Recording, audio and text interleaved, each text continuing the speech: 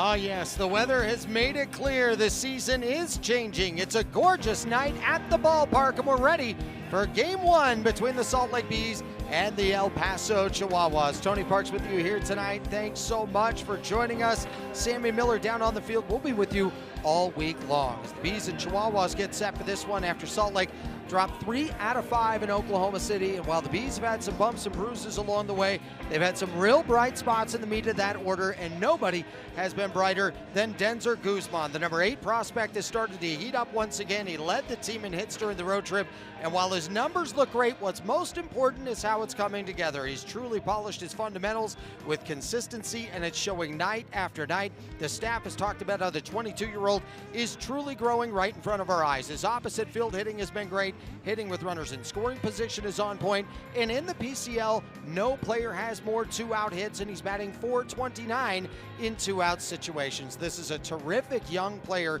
for the Salt Lake Bees, and what's most important is he continues to evolve to be the best version of Denzer Guzman on and off the field, and that has been evident over the last month or so. Turning to our pitching matchup for tonight, it's a very good one. Sam Aldeguerri coming off of his start against the White Sox back on the 5th. He allowed 2 earned in his 4 innings of work. He's had a mixed bag with the Bees, including his 5 innings of shutout ball back at Las Vegas. He'll go against Marco Gonzalez. He did not pitch last year due to the recovery of his flexor tendon and UCL. He was chased after 3 in that game against Tacoma. In fairness to him, only 3 of the 6 runs that he gave up were earned. When we come back, it is going to be pitch number 1 for game number 1, as the Bees are getting set to take the field with the Bubblegum Ballers. What a great team name. We have the Bees and Chihuahuas next on KMYU.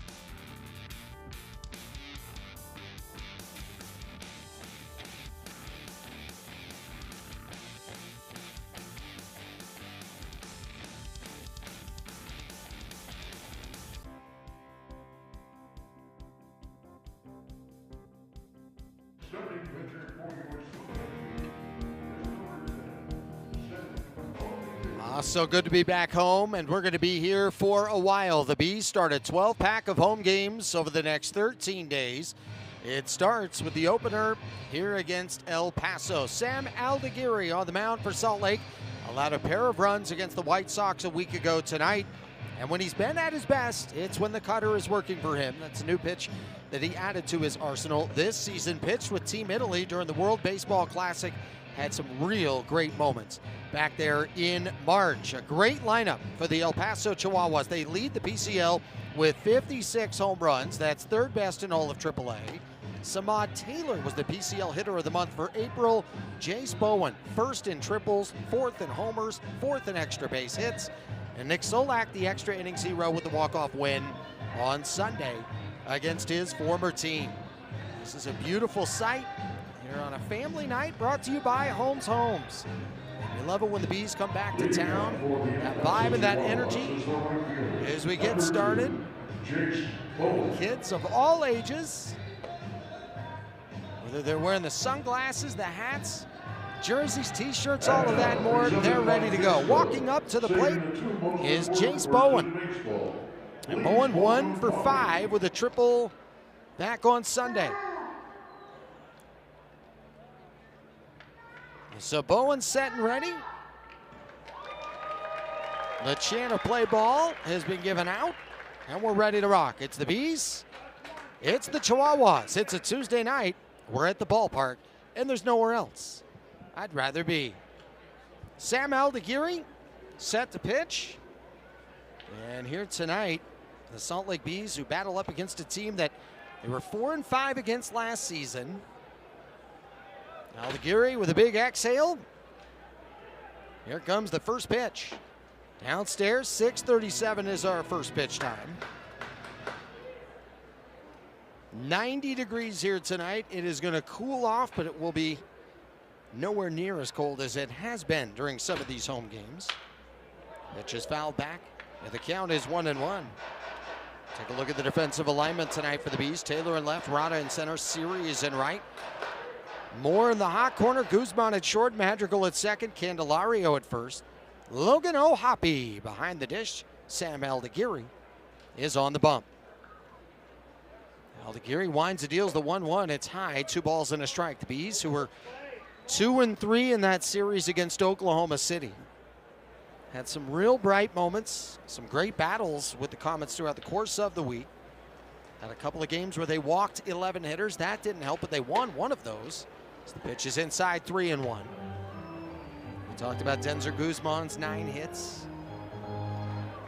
Also some stellar defensive moments from Guzman, from Chris Taylor, from Nelson Rada. Alberto Rios with his first AAA hit during the week, 3-1. And Bowen fouls it back.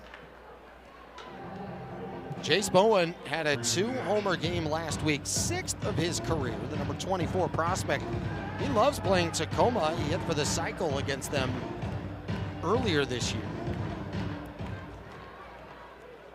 Bees and Chihuahuas split their 6-gamer in the second half of last year. 3-2, up and away, ball 4. Leadoff man aboard. For more on the game tonight, let's go to Sammy Miller.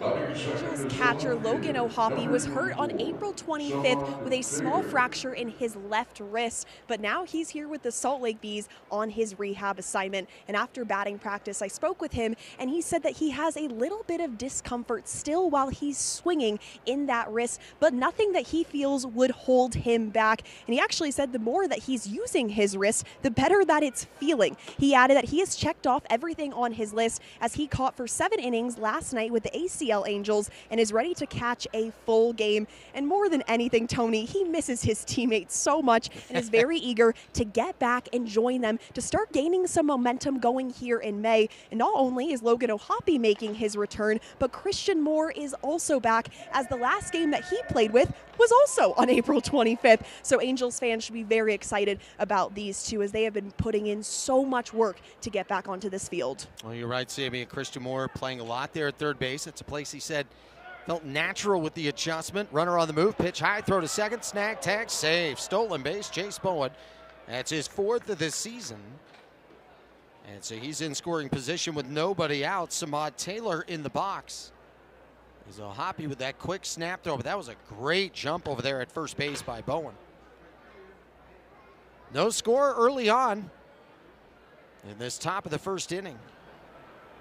Sammy's report on O'Hoppe is right on, especially when he talks about missing his teammates and how much he means to his teammates. 2-0, squaring the bunt. Taylor pushes it up the right side. Aldegari has to hurry, whips the throw to first just in time.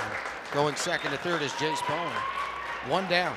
Samad Taylor is lightning quick. And he is so good, both sides of the plate, and dropping down a bunt either side of the field. And he's so good with it because he can put it down to at very least get the runner over, and then is a serious threat to also get on. So Bowen gets on, steals second, Taylor gets him over. Will Wagner is going to try to get him in. Will Wagner's 6 for 20 so far this season. Infield in, front edge of the grass. Yeah, the first pitch to Wagner. Breaks in for a strike, 0-1. But as Sammy talked about Logan O'Hoppe, it was last season the Angels really started to show some major improvement. When we talk major improvement, they were a team that swept the Dodgers a couple of times, won a couple of really big series. That's at the knees for a strike. And nobody was going to pick them to host an LCS game or anything like that, but you could see they were different than the 99-loss team that they had the year before. Runner at third, one out, 0-2 the count. Here comes the pitch from Aldegari. Wagner flies it high and deep to right. Going back is Siri at the track, racing at the wall. He'll make the catch at the fence. Plenty deep to get Jace Bowen to tag up from third, come in to score. Sack 9, an RBI for Will Wagner. It's 1-0 Chihuahuas. Batting fourth is the first baseman, number 8, Nick Solak. Well, great job there by Siri, fighting the sun here tonight. And the sun is always a tough challenge in this ballpark. It'll bring up Nick Solak, the walk-off hero on Sunday. But as I talk about the Angels and their improvement, when asking different players, also a couple members of the staff, even a member of the PR staff on top of that, where did it start just in terms of the improvement and the different standard? 8 out of 8, they all said Logan O'Hoppe. They said he just moves people in the room. His presence, his work ethic. And I talked to Logan about that earlier today as the pitch is down 2-0, because they also said what's fun about Logan O'Hoppe is if he's not playing well, it bothers him. And it doesn't bother him because obviously he wants to play well, but he invests so much to his team. He wants to be the best player for his team, but he wants to give them everything he has, and that includes a high quality performance. That's popped up behind home plate. That's going to go out of play. 2-1. 1-0 the score early on. El Paso on top. And when I asked Logan about it, he said, yeah, you'll hear people say, baseball is what we do. It's not who we are, and it's not personal. And he said, yeah, that's not really the case for me. It's personal. It matters. It matters that I play well. It matters that I'm good for my team. The pitch is inside, 3-1. Not only does he, not want to let them down, he wants to flourish for them. And hearing the way his teammates talk about him, I mean, you can't help but see how big of a leader he is because of his influence. That's foul back, 3-2. We talk about this often, and Sammy and I have had this conversation. All of these players have expertise, and Logan O'Hoppe is no stranger to that. He knows the game. He calls a great game, and pitchers trust him at times. The Angels trust him a ton, but it's his influence. It's the way he impacts his team. 3-2. Solak grounds it towards the shortstop. Guzman coming on the charge, has it by the second base bag, throws to first in time.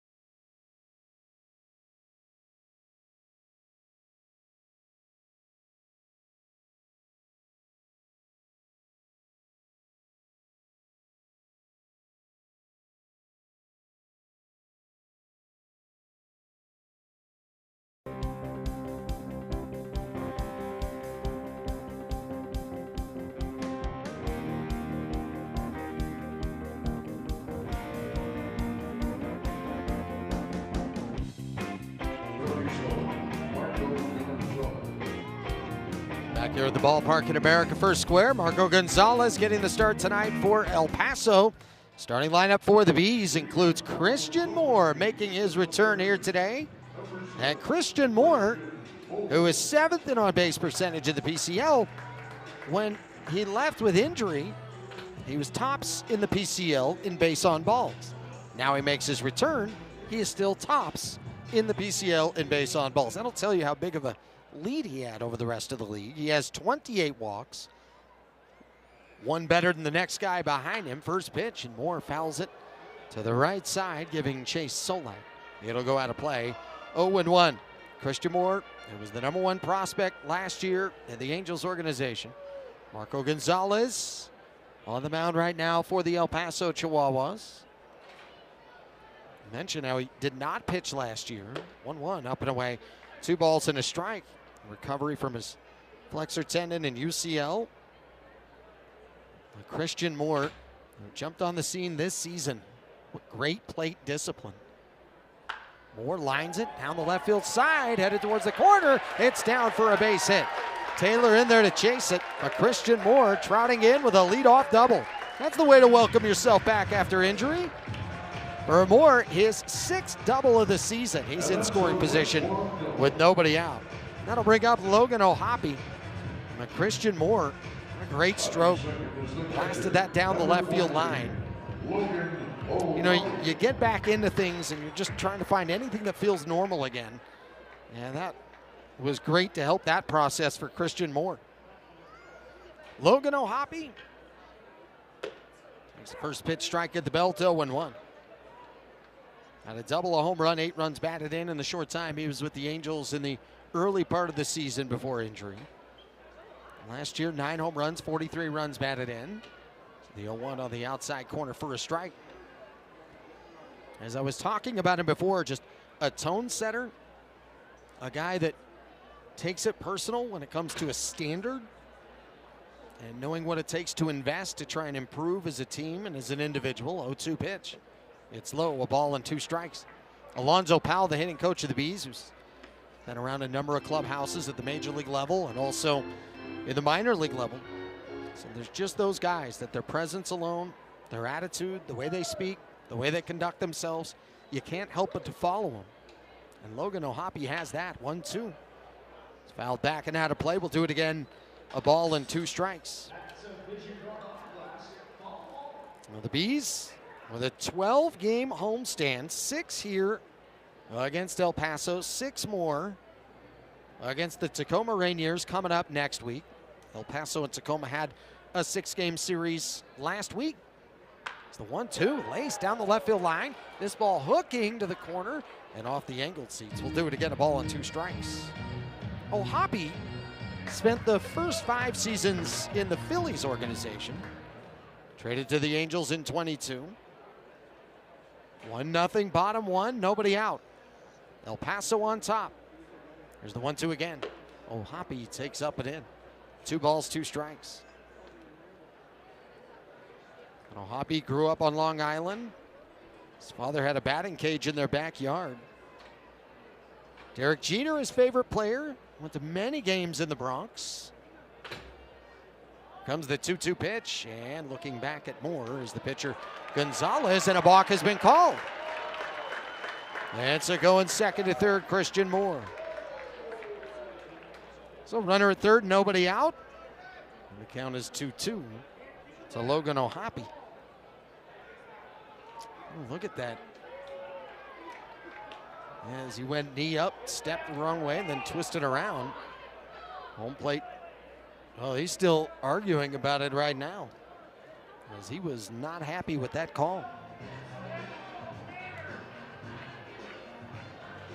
So Ben Phillips calling the balls and strikes. Nate Dietrich is at first. Steven Jashinsky at second base. Austin Snow at third. 2-2 the count. 1-0 the score. El Paso on top. O'Hoppe takes in. O'Hoppe, a huge Yankee fan who once caught a home run as a fan from Manny Machado. Manny was with the Baltimore Orioles. This was back in 2018. When he caught that home run, O'Hoppe threw it back. That's how dedicated a fan he was. And the pitch is down, ball 4. So O'Hoppe behind in the count, battles well. Great takes. He walks, the first 2 reach. Runners at first and third now. With nobody out, and here comes the red-hot Denzer Guzman. Well, Denzer Guzman, the number 8 prospect in the Angels organization. He is now 8th in hits in the PCL. Led the team in hits in that series at Oklahoma City. Runners at the corners, nobody out, and Guzman bounces it foul, third base side. Nice stab by Doug Davis, the manager and third base coach of the Bees. Guzman, who had his first 3 RBI games since August 21st of 2025. That was all on 1 hit as he put it down the right field line. Guzman fouls it back, and it's now at 0-2. Guzman has been excellent in the first inning. He's batting .393 in the first frame. He has 11 hits so far during the year. When in the opening inning, 12 multi-hit games. That leads all Salt Lake hitters so far this year. First and third, nobody out, 1-0 El Paso. Guzman grounds it towards the shortstop, McCoy. He picks and flips to second for 1. Wagner on to first, they roll him up. 6-4-3, a double play. Christian Moore comes in to score, and we're tied at 1 here in the bottom of the first. Nice work, McCoy and Wagner. They certainly will take the 2 outs to give up the run. Defensive alignment, Taylor in left, Rodriguez in center, Bowen in right, Reyes in the hot corner, McCoy at short, Wagner at second, Solak at first, Villar behind the dish, Marco Gonzalez on the mound. Jamer Candelario had some great moments in that series at Oklahoma City, a pair of home runs, double, drove in 3, including his home run back on Saturday, and the 1-0 at the knees, a strike. As he had a home run for the first time this year against a left-handed pitcher. That took place in his recent game. Here comes the 1-1 pitch from Marco Gonzalez. We have a 1-1 game, bottom of the first. And the pitch is high, 2 balls and a strike. As I mentioned, the Bees fell 3 out of 5 against Oklahoma City. It was El Paso with a series win against Tacoma. The 2-1. And it's upstairs, 3 balls and a strike as El Paso won the first 3, lost the next 2, and then won a thriller back on Sunday afternoon. That was a great ball game. As it went to extra innings, Candelario reaches the bat back ready. Here comes the 3-1 pitch from Gonzalez. Candelario takes a strike, top of the zone, and the count runs full.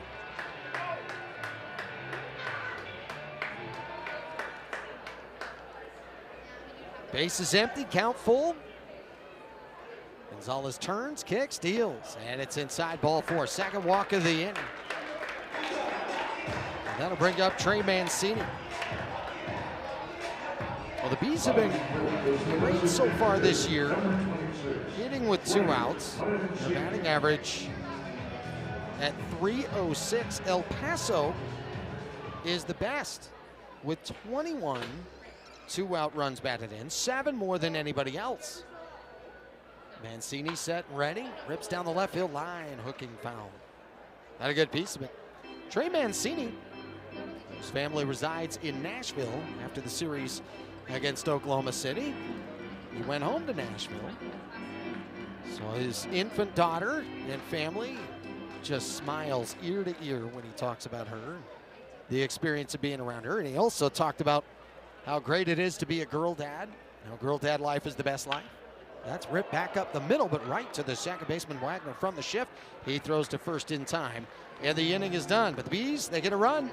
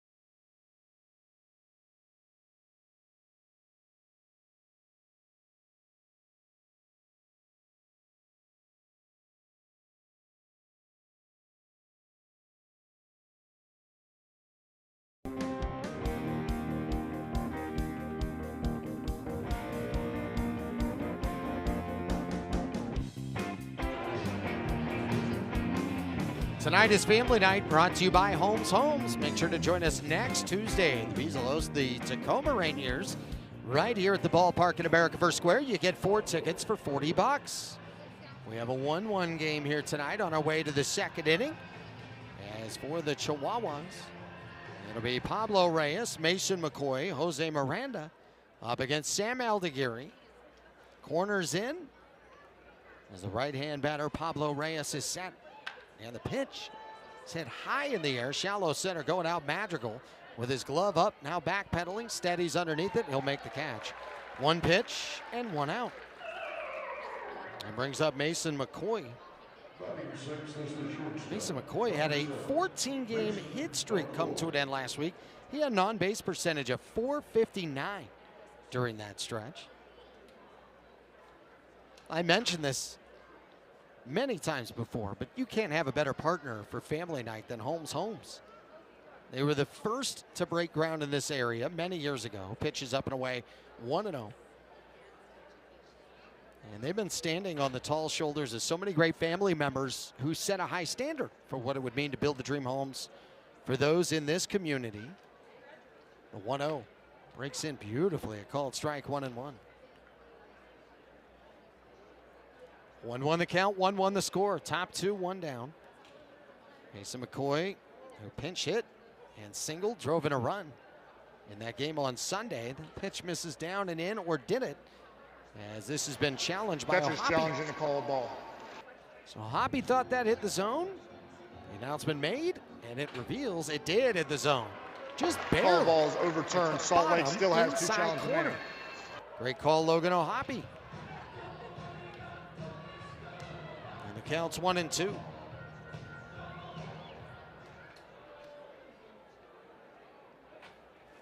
McCoy, who was 5 for 20 in that series with a double, drove in a pair, flares that down the right field side. And that's going to go foul by the tarp.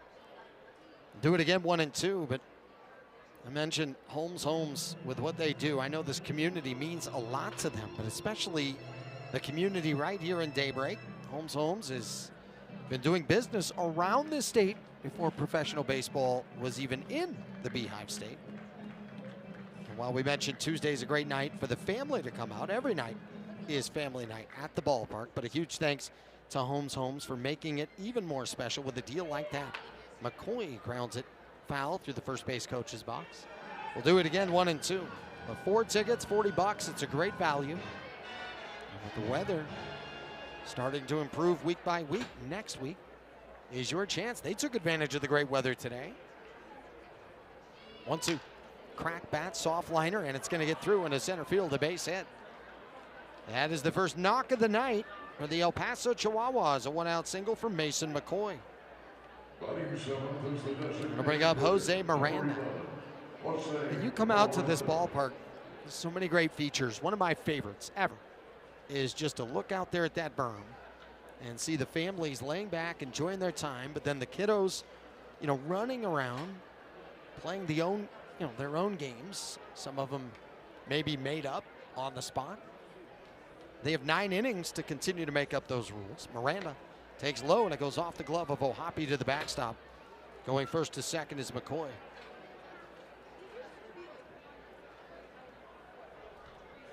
Down as a wild pitch officially, but you watch them out there. It's such great room for them to hang out, to play around, especially if you have toddlers. As I have my entire family in town for the next couple weeks, and I can guarantee you my toddler will be out there on that berm. 1-0. Nice pitch. Drops in, 1-1. Jose Miranda, 1 for 4, drove in a run back on Sunday.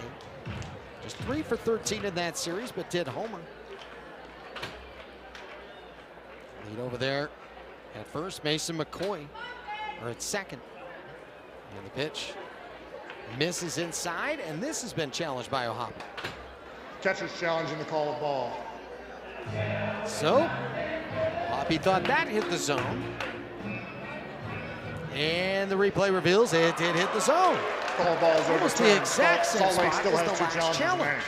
Barely clipping the bottom inside corner to a right-hand hitter. So now the count 1-2. The The score 1-1. He's in the Chihuahuas game 1 out of 6. Jose Miranda will step back in. McCoy out there at second base.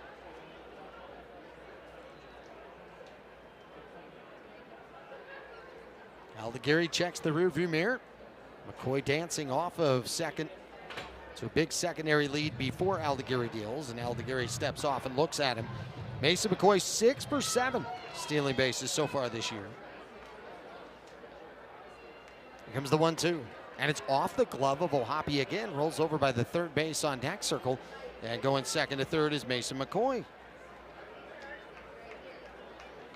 And they're going to rule that a wild pitch.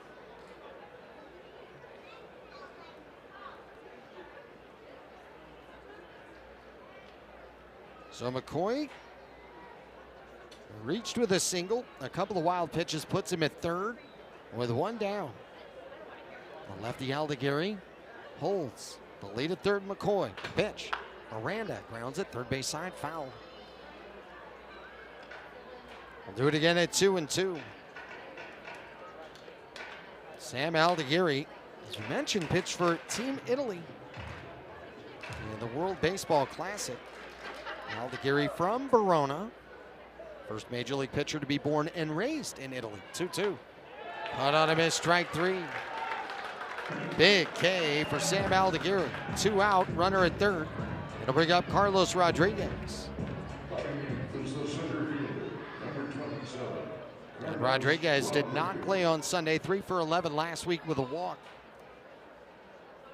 As Aldigueri, who came to the Angels from the Phillies in the trade for Carlos Estevez, George Clausen was with him in that deal. First pitch, foul back, 0-1. 1-1 ball game, top of the second inning. A beautiful night here at the ballpark in America First Square. You can join us tomorrow night too. It'll be beautiful once again, and you have the Utah Dirty Sodas. 2 out, McCoy at third. Aldigueri steps off for the first disengagement. Aldigueri was the first European-born Angels player since '97. There's the 0-1. Up and in. As it was Robert Eenhoorn for the Angels back then. He was from the Netherlands. A head shake from Aldigueri. Another head shake. Now has what he wants. Target up from O'Hoppe towards the outside part of the plate. The 1-1. And he spots it beautifully. 1-2. Aldigueri, the first Italian-born player to win a major league game since 1949. It was Mario Pioretti with Cleveland way back when. Target up again from O'Hoppe. The 1-2 pitch. It's down. Counts 2-2. For Aldigueri, his first exposure to the game was watching Clayton Kershaw on YouTube. He got emotional talking about that experience with Team Italy. He said just how much pride they took in each victory. The 2-2 pitch. Fly behind home plate and out of play. Carlos Rodriguez battling with Sam Aldigueri. Count is 2-2. Chihuahuas 1, Bees 1, top of the second inning with 2 down. And Mason McCoy with a 1-out single. Moved over on a couple of wild pitches, is at third. As the double oven mitts in a big secondary lead before the pitch. He's halfway down the line. Caught on a miss, strike 3. And the inning is over. Back-to-back punch-outs to close out the second for Aldigueri.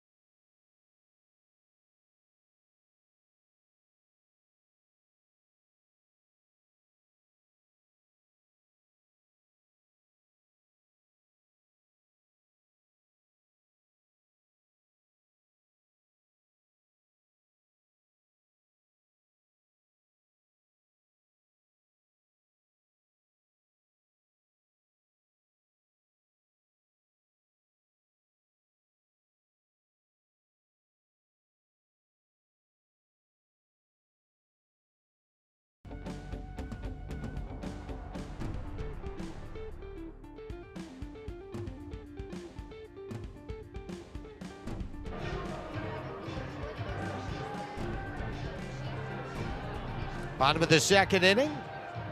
1-1 ball game here tonight. Marco Gonzalez, the starter for El Paso. For more on Marco, here's Sammy Miller.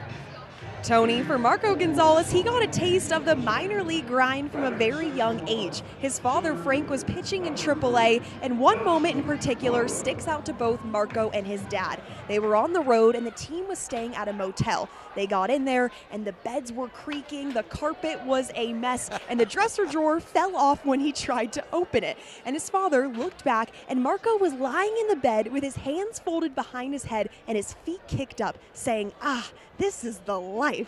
For a young Marco, it was the only life that he ever wanted, and he's followed in his dad's footsteps and beyond, making it to the big leagues, and he didn't want to do anything else in his life. He knew that this was his calling, Tony. What a special story for the both of them. Well, he's right. This is the life. You know, you go to a baseball game every day, stay in the motel. There's a Denny's right next door. They're open late. I mean, he had it going on. What a wonderful story.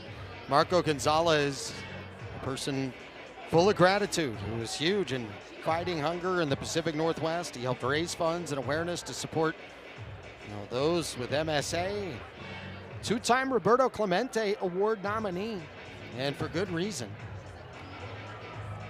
And he's also had a great career. He became the first Mariners pitcher since Felix Hernandez to record at least 16 wins, 200 innings pitched, and 19 quality starts.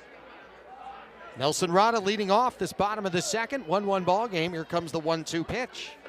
And Rada takes outside 2-2. Rada, well, it was great to see him come through with that triple back on Saturday. He had an 0 for 22 stretch for breaking through. 2-2 outside. That triple was awesome. He came in to score. And the big thing for him, as the staff has talked about it, it's a guy that just checks a box every night that he's in the lineup one way or another. 3-2. Fouled it back. Sometimes he moves a runner over. Sometimes it's as simple as making some great defensive plays. And when the bat's not working for him, his glove does not dim down. I mean, he made some fantastic catches in center field throughout that week in Oklahoma City. 3-2. It's fouled to the left side, out of play. You'll see the web gems from Nelson Rada. That's one thing. But it's when you see him make the tough play look so easy. And you have to watch him in person to truly appreciate how great he is. You see the route that he'll take on a ball. You see the jump he'll get on a ball. You see the fearlessness to come in on a ball that's lined directly at him. Whereas so often you'll see players hold up, played on a bounce. Rada takes high, ball 4. Leadoff walk, Nelson Rada.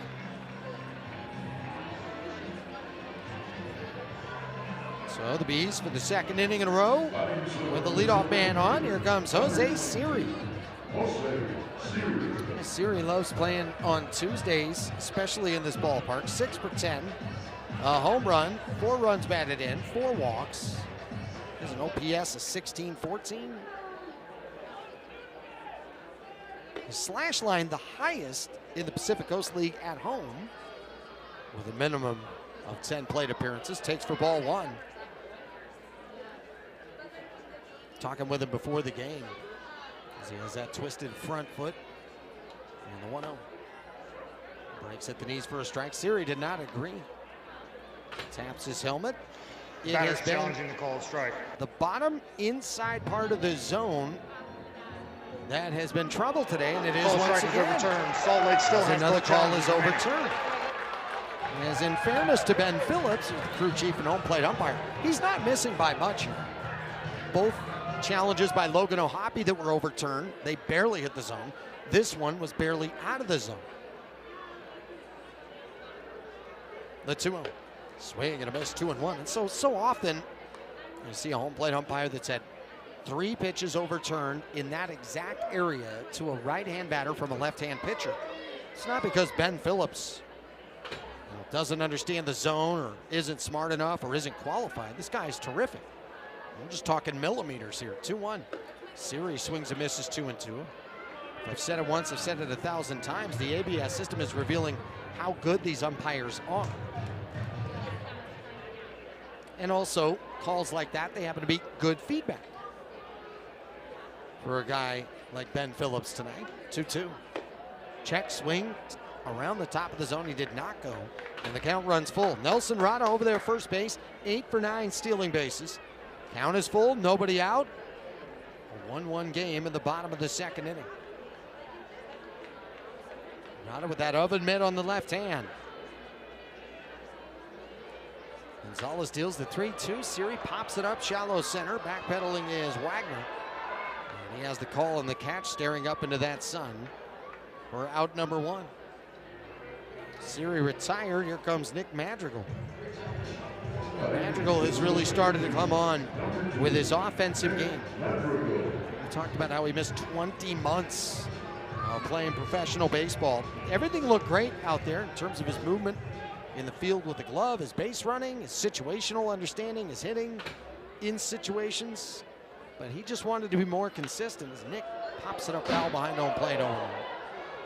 But Madrigal kept talking about how he needed his timing to be more consistent. Felt like it was there and then it wasn't. He was very patient with himself. He was very, I thought, honest. Wasn't too hard on himself. Wasn't too impatient. 0-1. Madrigal rips it into center field, base hit. Rada is going to turn at second and hold, throw behind him, and he gets back. Nick Madrigal, a 1-out single. He now has a 9-game hit streak and a 12-game on-base streak. This guy's just coming to life offensively with that consistency that he talks about. And on that road trip, I thought he was great. He was 6 out of 17, a pair of doubles. Played really well out of the leadoff spot. So whether he needs to set the table or move a runner over or drive him in, he's just getting the job done. He's in a nice groove. So is Chris Taylor all season. Takes down for a ball. Chris Taylor, a .370 hitter with runners in scoring position. It doesn't matter where he is in the lineup. He's been especially great when he's in the bottom third of the lineup, the 1-0. Taylor takes up and away 2 balls and no strikes. For the El Paso Chihuahuas, they've had an opponent get an inning of 4 or more runs 21 times this year, 6 or more runs 10 times. As the pitch is high, and the count's 3-0. The Bees really, throughout that series against Oklahoma City, one of the challenges they had was piling on. They were consistently putting pressure on their opponent. They were able to get some run production, just not able to put up big crooked numbers. Pitch up and away, ball 4. They have a chance at that here in the second inning. Bases loaded, 1 down. That'll bring up Christian Moore. What a great opportunity here. Led off his night with a double back in the first inning. He would come around to score. 1-1 ball game. Bottom of the second, 1 out with the bases chucked. A meeting now at the mound. Christian Moore, before his injury, was 7 for 17 with runners in scoring position. With the bases loaded, 0 for 1. A fun thing about Christian Moore, getting on base was not a problem for him so far this year. The big one is punishing some mistakes and punishing great pitches to hit. Instead of fouling them off, one thing Alonzo Powell wants to see is for him to end the at-bat right there. First pitch, Moore. That's a foul behind home plate, 0-1. The Bees do not have a grand slam yet this year. This would be a great time for it. It's never a bad time for it. Marco Gonzalez has his work cut out for him here. Bases loaded, 1 down. Here comes the 0-1. Moore watches the pitch down. It's 1-1. Moore talked about his overall discipline and the improvement. He went back and searched through a ton of scouting reports from the previous year, watched his ABs, went through the process over and over. A 1-1, inside, 2 balls and a strike.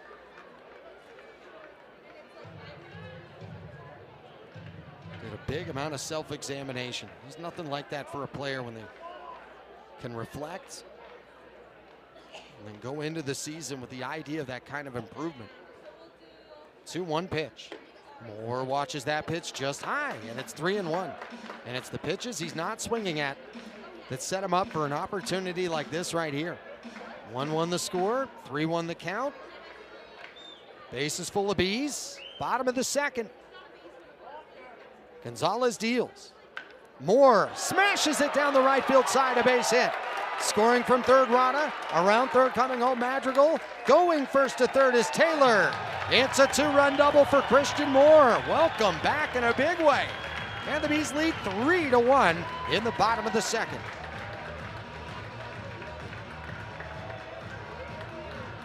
Well, Christian Moore has been evidence that patience truly pays off. He was patient with himself while coming back from injury. He's been patient while he's been at the plate. Then just picks a spot and rips and goes the other way with this ball. And if you're Salt Lake, you get a big chance like this, one selfish swing can really hurt you. And Moore feels like he hasn't had one all year long.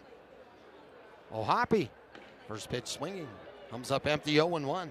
O'Hoppe walked back in the first inning.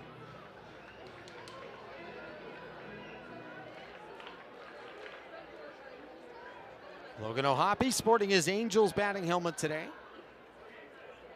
The 0-1. And he flares that out to left center field. It's down for a base hit. Walking home from third is Taylor. Going first to third on the play, Christian Moore. RBI single, Logan O'Hoppe. He looks just fine. And the Bees look great in the second. They're up 4-1.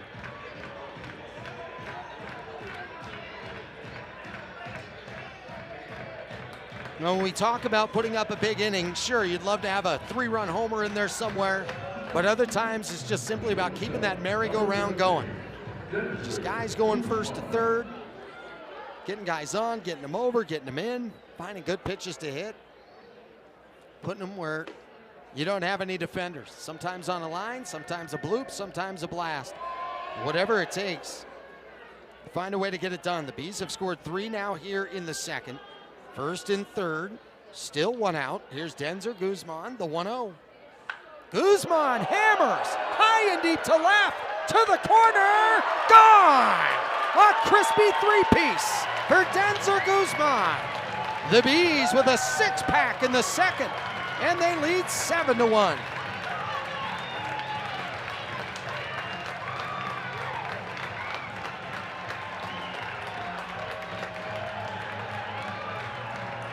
Denzer Guzman annihilated that ball.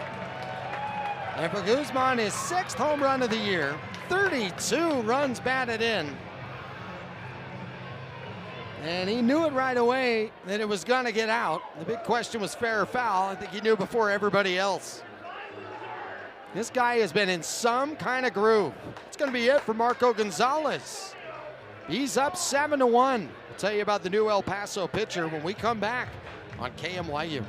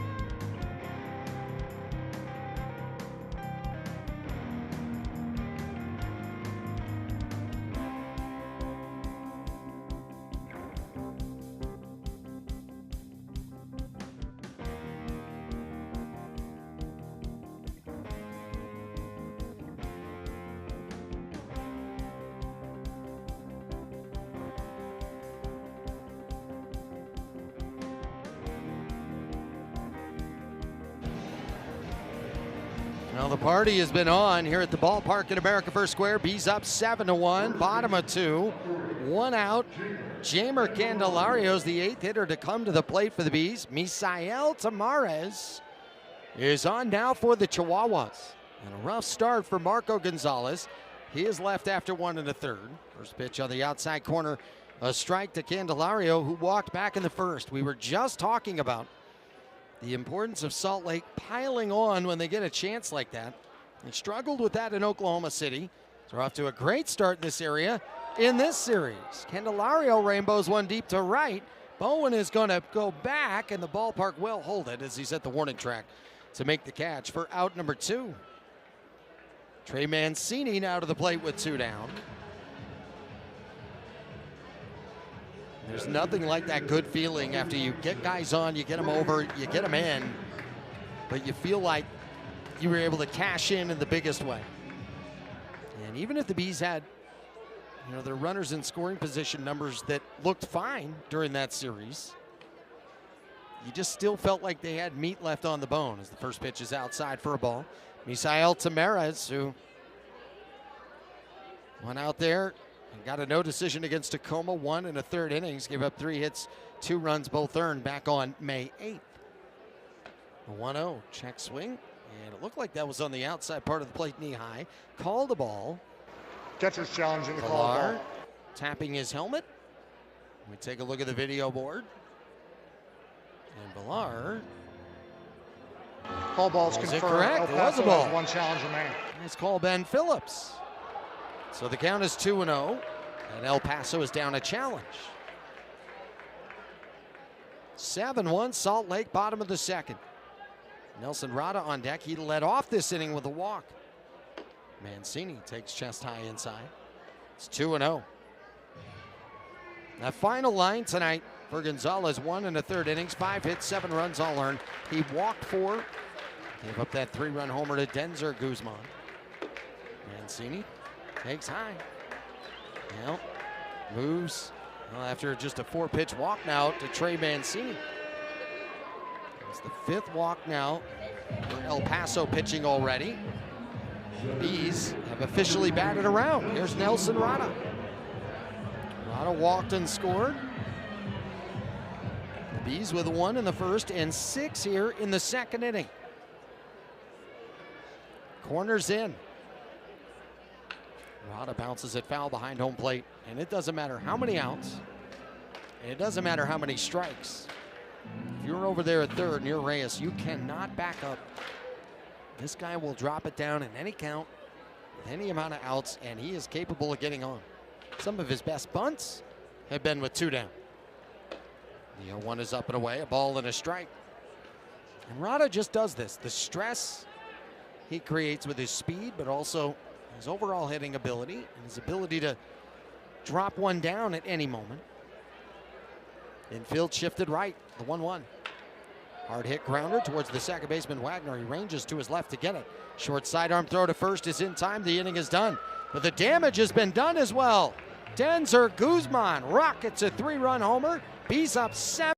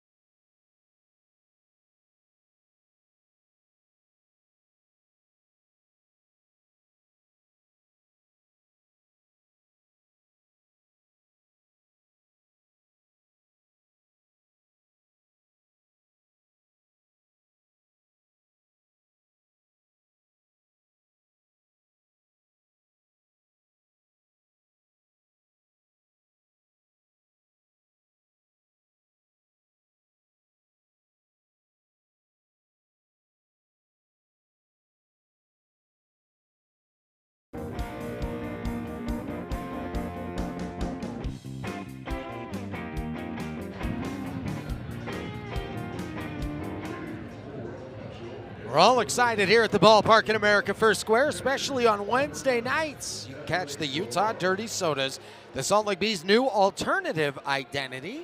Every Wednesday home game at the ballpark, enjoy $3 swig drinks. Get your tickets at slbees.com. Come meet Swiggy right there. He is life of the party. So is Bumble. But on Wednesday nights, it is Swiggy. So get your tickets now, slbees.com. Well, the Bees cooking on the front burner tonight, up 7-1, top of the third inning. Anthony Villar, the only player for El Paso, was not batted so far tonight. Takes high, and it's 2-0. Sam Aldeguerri in his third inning of work. 1 run, 1 hit, no errors for El Paso. 7 runs, 5 hits, no errors for Salt Lake.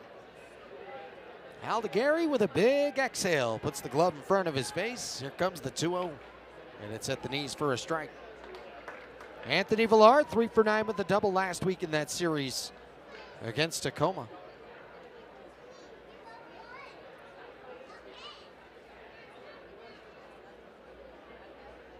It's 2-1 from Aldeguerri.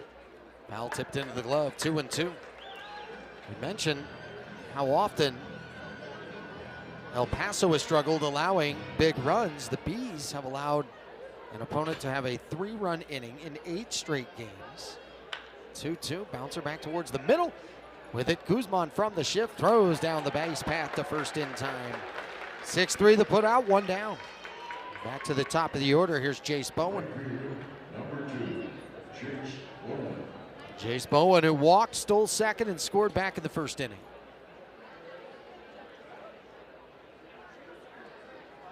It's amazing the kind of start that Bowen has. What a great start to his season. 6th and runs scored, 4th and extra base hits. For more on the game tonight, let's go to Sammy. Tony, I haven't seen the energy that high in the dugout for the Bees in a very long time. One, Christian Moore is just elated to be back. Logan O'Hoppe is so happy. Let's see if we have the catch right here. Yeah, Candelario's got it. 2 down. Go ahead, Sammy. And then, of course, it was Logan O'Hoppe. He's back, and he's happy that he had a run. But how about Denzer Guzman? I actually don't think that he fully believed that he hit the ball that hard. $1 million smile, and I do have to say, I told him before the game he would hit a home run. I'm not going to take credit, but maybe just a little bit. See, I think you should take full credit for it, right? It was $1 million smile, though. I can't take full credit. Well, you can't take credit for his smile, but, I mean, the guy's been playing well. And you've always been a good luck charm to the player that you feel is going to have either a breakout game or just a great game. That was your call today. So, you know what? You deserve the flowers. You were on the money. There we go. I appreciate it, Tony. We'll see. Maybe a second one. Who knows? That ball just was absolutely smacked in the air. Well, and to your point, Sammy, it's great to see this team pile on. We talked about it before the game in the pregame show. And inside the Hive, we're going off about, you know, playing winning baseball, making losing plays. You know, sometimes just capitalizing on big opportunities. It's been a big thing for this team. And what's also big for Denzer individually is the pitches on the inside corner for a strike. He had hot and cold streaks. It's kind of been his staple throughout the time he's been with the Bees. And having him parlay success game after game, series after series, something you wanted to see happen. He's off to a great start to this series. That's grounded towards the first baseman, Candelario. Long way to go to beat Taylor to get there, but he will. 7 steps to the bag, a 3 up, 3 down third. We'll go to the bottom of 3. He's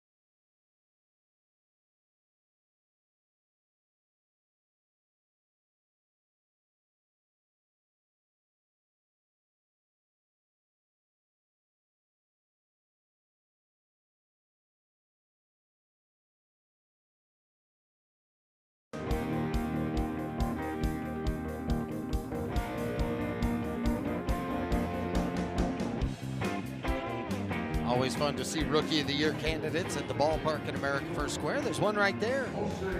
Make sure to join us Thursday and make it a Thirsty Thursday. Grab your friends, head to the ballpark. $6 beers, $3 sodas for the best happy hour in town. Buy your tickets today at slbs.com.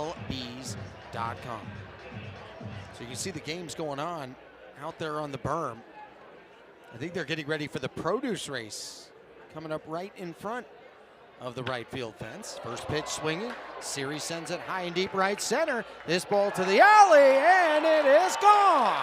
Jose Siri with a wall scrape at a right center. That's the way to start off the third inning. And the Bees continue to pour it on early. It's 8-1. Well, you knew he got a piece of it. You weren't quite sure how far that ball was going to carry, but it kept on going. Jose Siri with his 5th home run of the year. 23 runs batted in. Great job getting out of that box just in case. And the Salt Lake Bees with a couple of home runs already tonight. 8-1 lead. Madrigal, line drive, left field, base hit. 2-hit Nick is back at it again. Boy, this offense is so much fun to watch when the bottom of the order does stuff like this. And some of the best nights for Salt Lake's offense, it includes the 7, 8, 9 just going off. And Nick Madrigal's been a big part of that. Jose Siri has been a big part of that. I mentioned Siri has been excellent at home on Tuesdays. So that theme continues. Chris Taylor, first pitch swinging, comes up empty 0-1. Tavares out there for his second inning of work after he took over for Marco Gonzalez.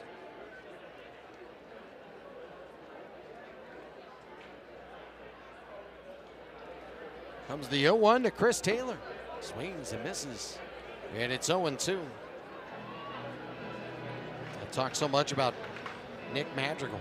Boy, the first 4 innings coming into tonight, hitting .356 with 6 extra base hits. Pitch is up. A ball and 2 strikes. You always love it when the early ABs go the way you want while you're working your way back after being gone for so long.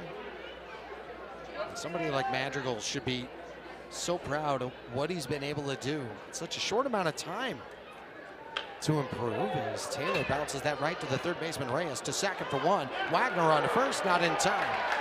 Great hustle on the back end of a double play by Chris Taylor.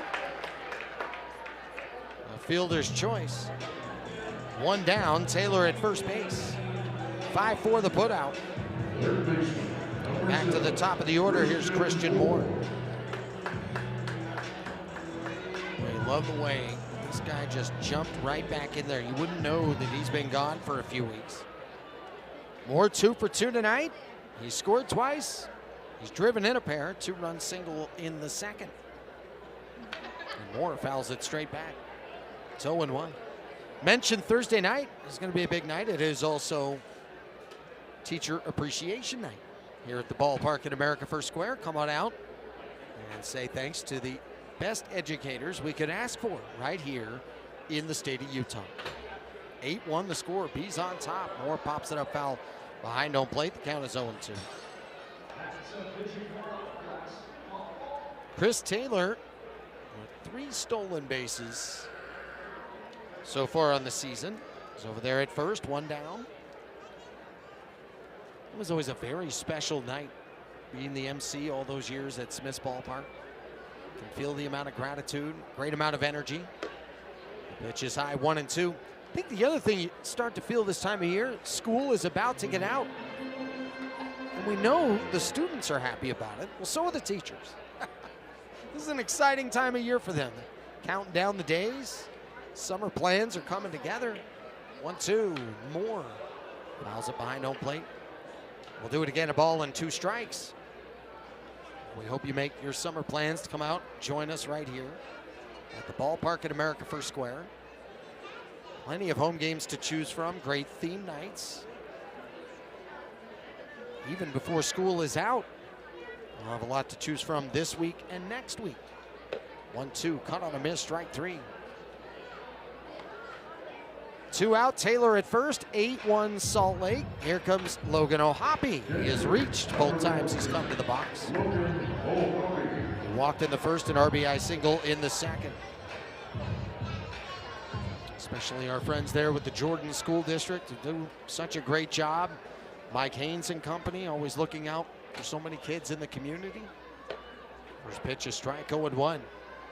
Many great educators in this area. They don't do just a great job teaching classes. They really help lead youngsters. And sometimes these teachers work with children who have some very adverse situations. Taylor back with a head first slide on the throw to first. Whether it be food insecurity, or kids who may need hygiene kits. Some of them needing proper clothing like coats in the winter. 0-1 the count, 8-1 the score. Bees all over El Paso. Here's the 0-1. And it's outside. A ball and a strike. Great to have a guy like Logan O'Hoppe around here. I had a great conversation with him during batting practice today. Comes the 1-1. O'Hoppe fouls it behind home plate as the ball slingshots back between home plate and the mound. Do it at 1 ball, 2 strikes. And this is a guy who burst on the scene in the Angels system. He had 5 home runs in his first 7 games as a minor leaguer with the Halos. Misael Tamares took over for Marco Gonzalez. The Bees with 1 in the bag in this bottom of the third. The 1-2. O'Hoppe off the handle, fouls it back. Do it again, a ball and 2 strikes. But O'Hoppe's leadership, his experience, his attitude, you could feel it with his work ethic during BP. Taylor the lead at first, 2 down. Tamares fires, and O'Hoppe grounds it softly left side, but it went off of his foot. New ball being issued by Ben Phillips, home plate umpire, to make sure O'Hoppe's okay. Well, that went off of his shin, right off the top of his shin, below the knee. He didn't seem fazed by that at all. I would be down for at least 20 minutes. Here's the 1-2. Up and away. 2 balls, 2 strikes. I'm soft, though. I mean, it's more of a discredit to me, to be honest. O'Hoppe, a tough guy. Reaches the bat back ready. 2-2 the count, 8-1 the score. Salt Lake with the early lead. Tamares from the chest, rock steady. Here comes the 2-2. O'Hoppe watches that upstairs. Count full. And that means a head start over there at first for Chris Taylor.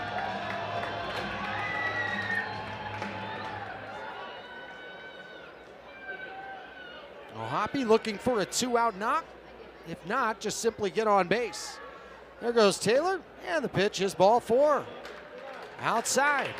O'Hoppe's aboard. Toss the shin guard aside. And that is already walk number 6 tonight for the El Paso pitching staff. That has been bad news in the early going. As Gonzalez walked 4, Tamares is walked 2.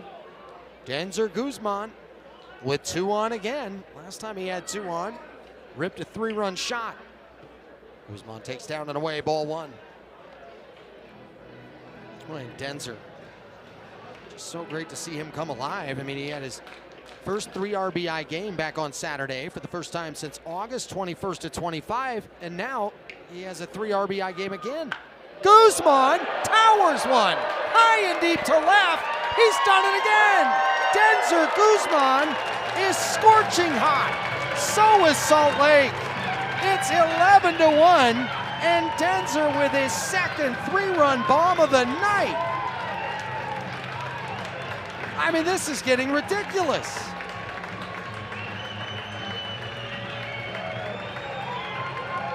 I mean, this guy just cannot be stopped. Coming off of a 9-hit series. He had 3 runs batted in Oklahoma City the entire week.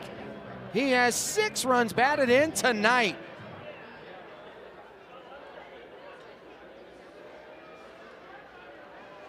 Oh, and you love it when you get 2-out production. Here's Candelario. Takes outside for a ball. Now we previewed him before the game. Sammy raved about him before the game, and for good reason. And the biggest thing about his success is the way that he has been consistent with his fundamentals. Pitches down, 2-0. Streaky player. And this game can be streaky anyway.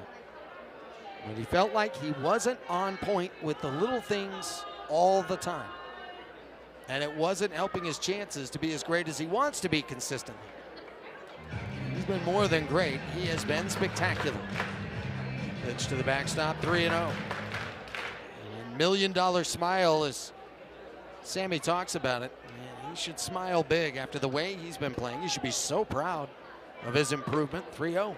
Top of the zone, a called strike, 3-1. He burst on the scene here last season. He was the Southern League Player of the Month, and that was in July, and then he joins the Bees in August.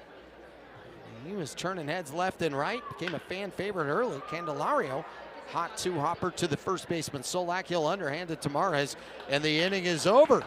But a 4 spot for the Bees in the third. It's an 11-1 Salt Lake lead, and the Denzer Guzman show continues, but it started with a series solo shot.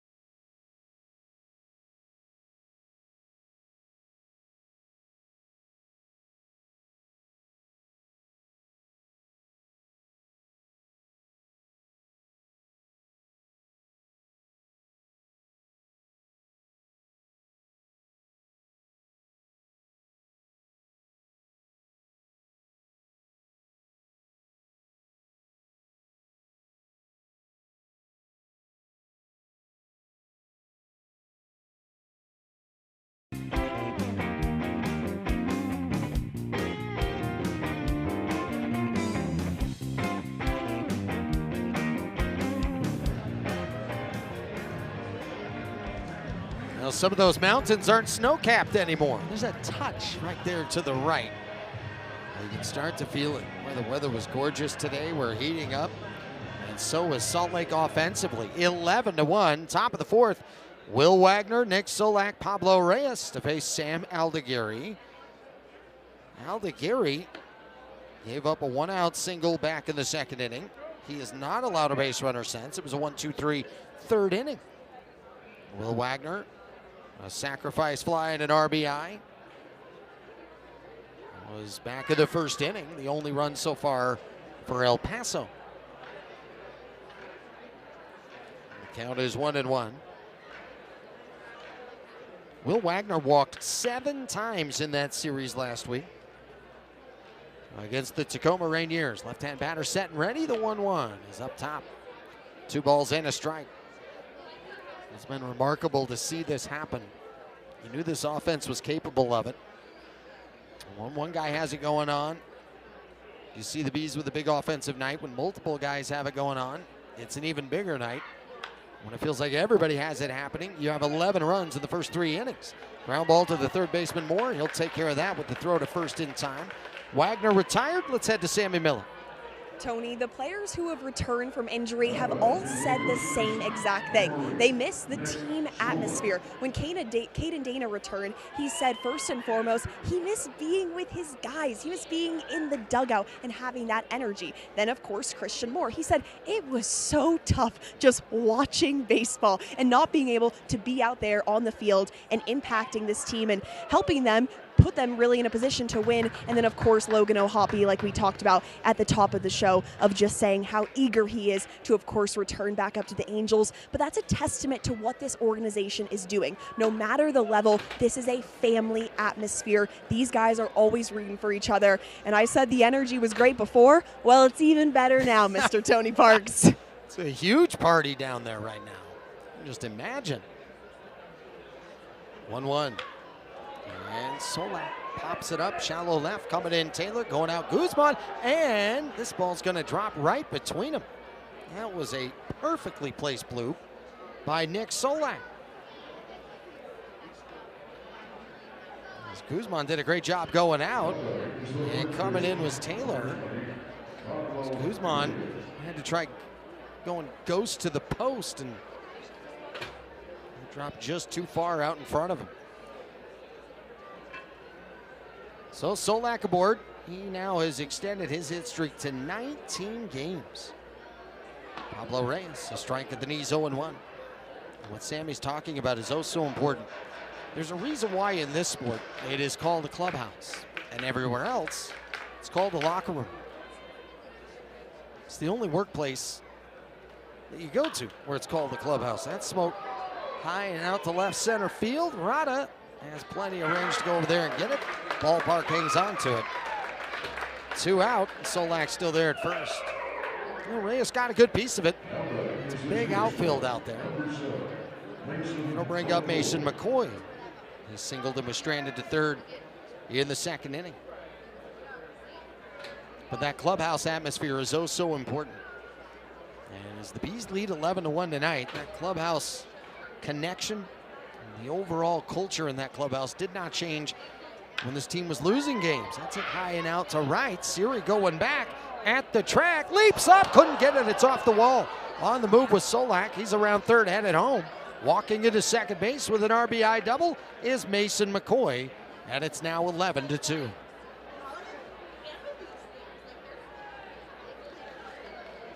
So for Mason McCoy, he's 2 for 2. That was his 6th double. 27 runs batted in for Mason. Nice piece of 2-out hitting by McCoy. Well, almost got out. Ian Siri almost made a magnificent catch by the 385 sign. Here's Jose Miranda, struck out back in the second inning. Bees still up by 9. Aldeguerri with a pitch. Miranda fouls it off of himself, 0-1. But culture is oh so important. As the Bees, they have a record of 16-22. Everyone wants to say, you know, hey, this team's better than what their record would say. You can look at a lot of the parts with this Bees team, and you'd have to agree. I mean, Jose Siri's batting 7th. See the bottom of the order with the production. See their 2-out production. You see some of the young arm talent that they have. You see why there's big expectation for this team in the first half of the year. There's the 0-1. Miranda pops it up high in the air, backpedaling the second baseman Madrigal on the outer rim of the infield grass. Now makes the catch. Yeah, the inning is done.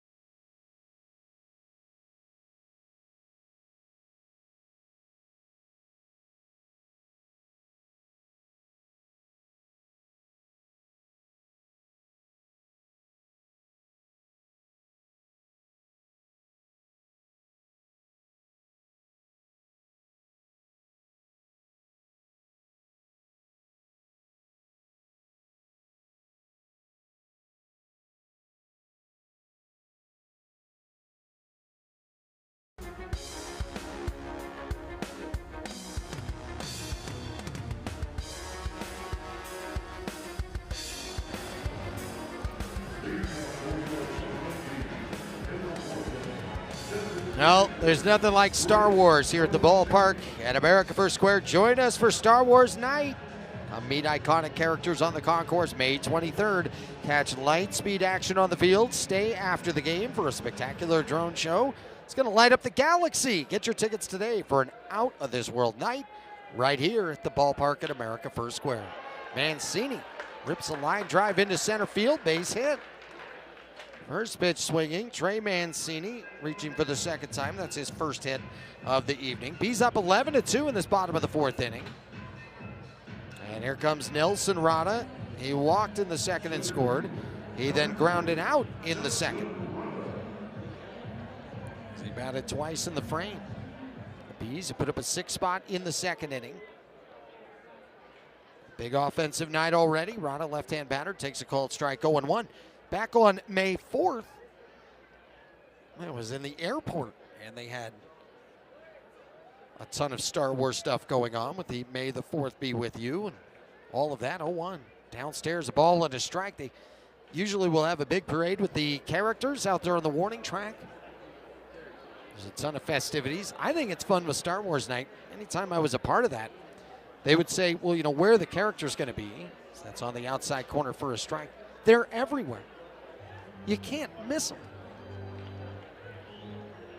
The other favorite part I had about that night is some people were, you know, invited to come out as characters and perform. Many of them volunteer to do it. So the 1-2 is outside, 2 balls and 2 strikes. The fun part about Star Wars Night is every now and again, you have a good number of people who dress up. They were not asked to dress up, they just wanted to. And then fans are taking pictures with other fans who just happen to be dressed up. 2-2. That's upstairs, 3 balls and 2 strikes. Now, like Princess Night would be different. You have princesses who are scheduled to come out, and they're scheduled to make appearances. And so you try to find out where they're going to be as a special part of that night. And that is a very special night. 3-2, cut on a miss, strike 3. Tamares strikes out Nelson Rada. 1 out. Mancini at first. Bees 11, Chihuahuas 2. Here's Jose Siri. He had the opposite field solo home run back in the third. That led off the inning. As the Bees 1 in the first, 6 in the second, 4 in the third. Siri takes inside as he jumps back to get out of the way. 1-0. As I mentioned, you'll have characters with Star Wars. They're everywhere, and some of them are a part of the game presentation, and some of them are just fans with costumes on. Star Wars has such an enormous following. Their fans get into it, there's no doubt. 1-0. Siri takes at the top of the zone for a strike, a grimace, and he looks into the dugout. And it's 1-1. He does not challenge as he digs in on the back chalk line. Mancini after the leadoff single over there at first. The pitch is outside, 2 balls and a strike. We love the great theme nights. It'll be taking place all season long. I'm excited for that drone show coming your way the 23rd with Star Wars Night. The 2-1. Siri takes a heavy cut but comes up empty, 2-2. And fireworks nights are always a blast here, but I'll tell you, the drone shows, they're unbeatable. Especially if you haven't been to a drone show. They're great for the entire family. It's a great display. And the kids get to run around the bases after the game. Hot shot grounder through the whole right side, base hit. Rounding second on his way to third, Mancini. Throw goes into second base. It gets through. And now dancing off of first base a bit was Siri. He'll hold there. Second knock of the night for Jose Siri. And the Bees have him on at the corners with 1 down. Here comes Nick Madrigal. Great hustle for Mancini. Boy, those long strides as he goes corner to corner. What a great addition to this team. Same with Nick Madrigal. And he fouls it straight back. Madrigal 2 for 2 here tonight. Tonight, his 6th 2-hit performance. In his last 9 games, he's batting .371 in the last 9. There's the 0-1. And it's high. A ball and a strike. Trey Mancini over there at third base. Guy who put on a show in this ballpark last year in the first week that this ballpark opened. Madrigal awaiting the 1-1 from Tamares. Madrigal, a skyscraper, high in the air. Second baseman Wagner with the call. Medium depth in the infield, makes the shoulder high catch. 2 down, runners are going to hold. Brings up Chris Taylor. He's up 11-2 in this bottom of the 4th inning. Chris Taylor, who has scored twice tonight, a walk and a fielder's choice. Mention how good he's been with runners in scoring position. Great opportunity for him here. He's been great with 2 outs so far tonight. Taylor takes inside for a ball. The Bees tonight 4 for 6 with runners in scoring position. El Paso 0 for 3. Chris Taylor, longtime Major League vet, 2-time World Series champion. Takes outside. The count's 2-0. Was an All-Star in 2021. Was an LCS MVP in 2017. First pitch he saw, playing in a World Series, smashed a home run. Takes it inside, 3-0. So much success individually, so much success that he's had as a team. He ran into some of his former teammates in Oklahoma City. As Mookie Betts was on a rehab assignment, same with Kike Hernandez. 3-0, taking at the knees a strike, 3-1. You could see the bond that they had built, not just to play around around each other for so long, but the success that they achieved, also the heartaches that they went through. 3-1 is outside, ball 4. Nice beeps for Chris Taylor. And the bases are loaded for Christian Moore. You think about the championships the Dodgers won. Well, Chris Taylor was there. He was a part of the 20 World Series championship, part of the 24 World Series championship, but he was also a part of Octobers where his team was expected to do really big things and they came up short.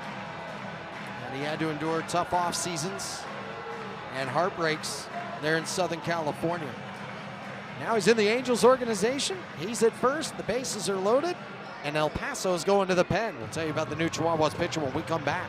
Bees up 11-2, bottom of the 4th on KMYU.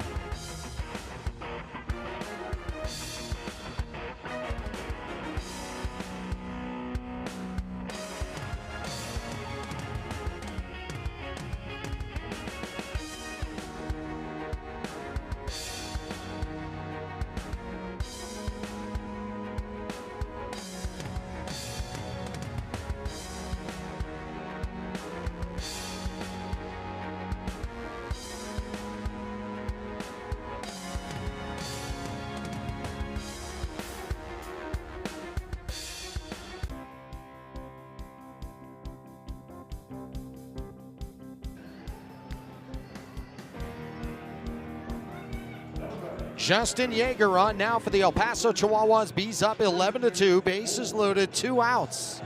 Yeager, the 3rd pitcher employed tonight for El Paso already. A no decision in his last outing against Tacoma. Christian Moore, first pitch above his head, inside, it's a ball. Stabbing at the catcher Villar. The Bees with Mancini at 3rd. Jose Siri at 2nd. Chris Taylor is at 1st. Yeager allowed 6 earned runs in 1 1/3 in that outing. against the Rainiers. Runners with their leads. 2 down, the pitch. Outside, 2-0. Christian Moore 2 for 3 tonight. A double, a 2-run single. He scored both times. First game back since April 25th. Takes on the inside corner for a strike. Justin Yeager, who reached AAA for the first time last year with Nashville. Former Saluki comes set from the stretch. Comes the 2-1. Ooh, a heavy cut there by Christian Moore. Came up empty, 2-2. Christian Moore, the #1 prospect in the Angels organization a year ago. Helped Tennessee win the national championship a couple seasons ago. Reaches the bat back ready. The 2-2. Moore fouls it over the right side, out of play. And Christian Moore's 2-run single back in the second. That was great the way he went the other way with it. And they're still playing him with the shift right now as they're heavy to the left. Moore is ready. Yeager's ready. And the pitch is low. The count is full. Runners are going to get a head start.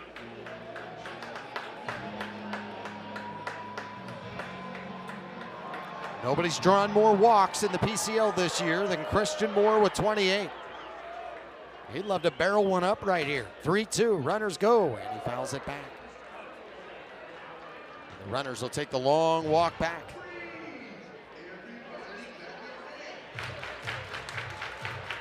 Well, the party has been on here tonight. The Bees with 1 in the first, 6 in the second, 4 in the third. They'd love to put on more runs here in the fourth. The pitch. Moore back up towards the middle, stabbing at the second baseman Wagner. Out on the outfield grass, long throw to first in time. And the inning is done. Well, the Bees threaten, but they don't score. No runs, 2 hits, no errors, 3 runners left on base.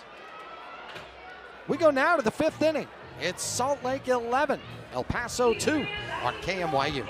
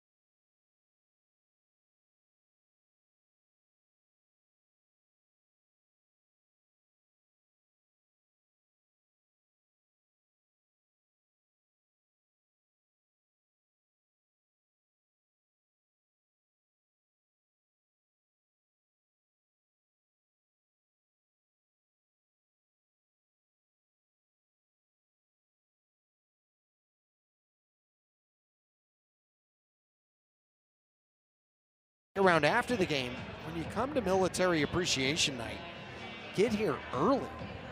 Wonderful tributes before the game to veterans, and a huge special thanks to all of their families for the support they give. First pitch, a strike from Aldeguerri to Carlos Rodriguez. Bees up 11-2, top of the 5th inning. Those nights have a special feel right from the beginning, but well before the game. 0-1 is low. It's just one of those nights where you get to the ballpark and you make sure you're there, well before the game, in your seat. I love the great presentations beforehand and the tributes that take place as this is fouled back behind, no plate, out of play.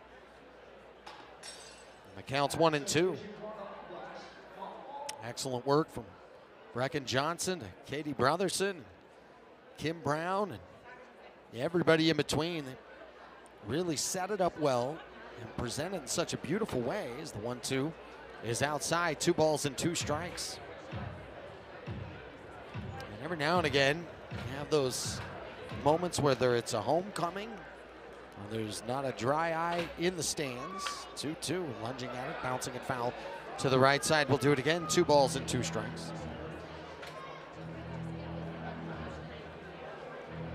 Carlos Rodriguez, who struck out back in the 2nd inning.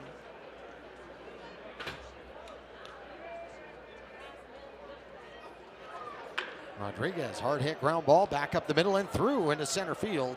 A base hit. Carlos Rodriguez aboard for the first time tonight. It's the 4th hit of the evening for El Paso. Anthony Villar now coming to the plate. And Villar grounded out to short.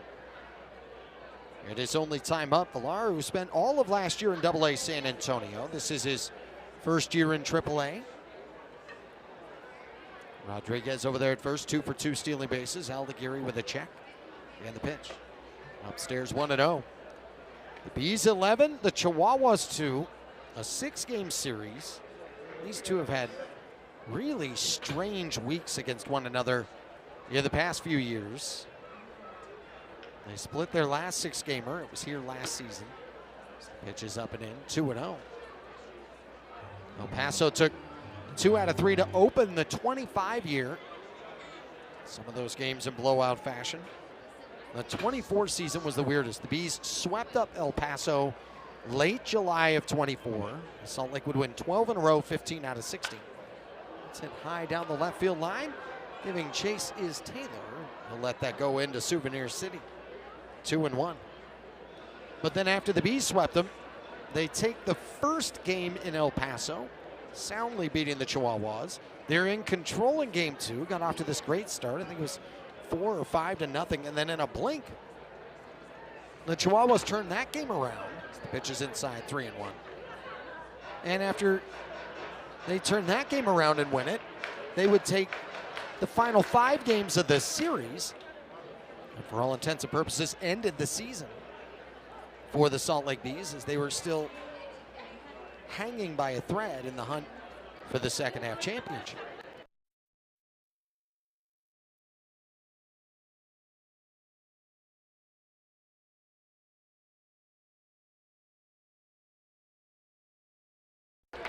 Villar thought he was done with ball 4. He was about to chuck the bat. Step back in the left-hand batter's box. Rodriguez at first, nobody out. Aldeguerri, the 3-2. Bounce to the left side. Here comes Guzman. He's got it. Throws to second. 1. Madrigal on to first. Not in time. And coming off the bag was Candelario. They get the lead man, 6-4. 1 out. And Villar is at first. That was going to be tough to turn 2 with where that ball was hit. Madrigal, even if he throws that perfectly on target, they're not going to get Villar going up the line. 1 out, 1 on. Jace Bowen batting in the 1 spot of the order.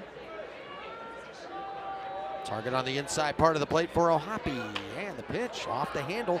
Flared out to left center field. Ranging to his right is Rada. He's got it. Round number 2. Returning back to first is Villar. Resetting the defensive alignment tonight. Taylor in left, Rada in center, Siri in right. It's Moore in the hot corner with Guzman at short, Madrigal at second, Candelario at first. Logan O'Hoppe behind the dish. Sam Aldeguerri is on the mound. Samad Taylor will drop down a bunt to move a runner over in the first and then ground it out to first base in the 3rd. Pitch number 74 from Aldeguerri on the outside part of the plate. A called strike, 0-1. 2 runs, 4 hits, no errors for El Paso. 11 runs, 10 hits, and no errors for the Bees. 0-1. Swing and a miss, 0-2. Had him ahead of it.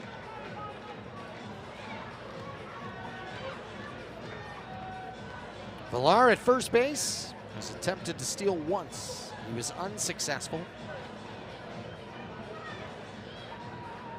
Samad Taylor, a familiar customer of the Salt Lake Bees with his work battling with the Tacoma Rainiers in the previous couple seasons. Aldagiri comes set from the chest. Knee up, foot down, fires, and it's grounded down the third base line, tight to the line. Moore has it, sidearm throw, long throw, got him! Great stretch, Candelario. Excellent work by the corners. Leadoff man reached, but another bagel on the board. Christian Moore has looked great with the bat.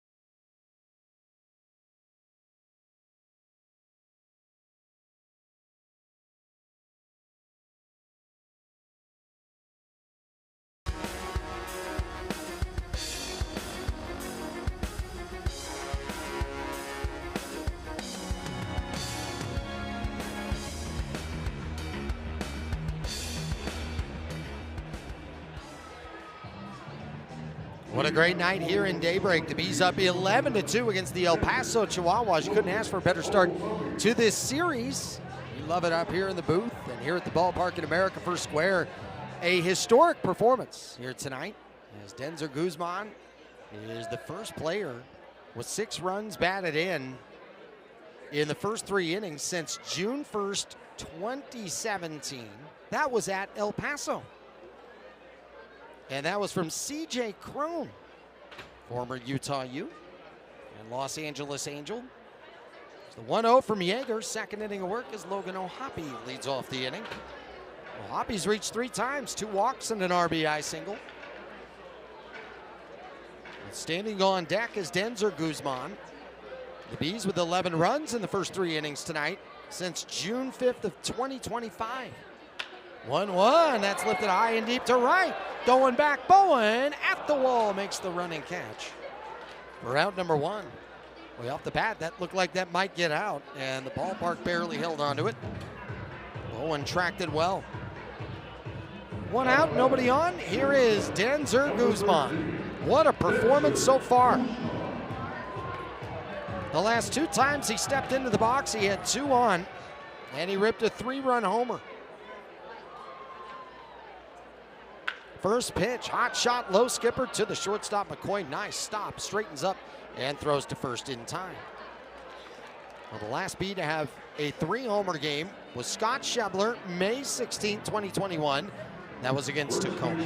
So we're on the watch tonight for Denzer Guzman. We're still just in the 5th inning. Tucker Flint was the last Salt Lake Bee to have 2 home runs in the first 3 innings. That was last year against Omaha. At the knees, a strike. Jamer Candelario doesn't agree. Batter's challenging to call a strike. Ben Phillips with the announcement. And the review said it was just barely. Call a strike was overturned. Salt Lake still has both challenges remaining. Well, in fairness to Ben Phillips tonight, he has missed a number of these where the challenge is overturned, and none of them have been egregious. I mean, Ben Phillips is right on top of it. Talking 0.2 inches. razor sharp margins. That is hammered down the right field line, and that person's story is about to be put together perfectly. They were timing the filming of that swing. As you could see it, had the phone out ready. 2 out, nobody on, 11-2 Bs. 1-1 down, 2 balls and a strike. Taylor in left, Rodriguez in center, Bowen in right, Reyes at third, McCoy at short, Wagner at second, Solak at first, Villar behind the dish. Yeager on the mound. He finished up the 4th. He's on for the 5th, the 2-1. Candelario, foul ball to the left. We'll do it at 2-2. Jamer Candelario has been credited for just being such a great example in that clubhouse. Such an immense amount of maturity, toughness. 2-2 down. Earlier today, Alonzo Powell just raved about him, the work that he's put in behind the scenes, and the example he's been for younger players. 3-2, Candelario hammers it deep down the right field line. Bowen on the run, lunges out, it's fair, and it's off the glove of Bowen. Into second base, Jamer Candelario, his 4th double of the season. Runner in scoring position now with 2 down. That's a heck of an effort there for Bowen. He had so far to go, and this ball was running away from him. It lunged out towards the last moment, just wasn't able to haul it in. It's great range out there in right field. That is not an easy play to make. He has to hustle to get back into position. Mancini's ready. He singled his last time up. Mancini fouls it back. Mancini, one of the underrated parts of his game this year, leading off an inning. Coming into tonight, he was batting .440 in that area with a home run. He had a leadoff single tonight. Now he's looking for an RBI knock. 0-1, hits it high in the air. Shallow center, coming in, slowing down. Rodriguez will put that in his back pocket, and the 5th inning is in the books. But the Bees up.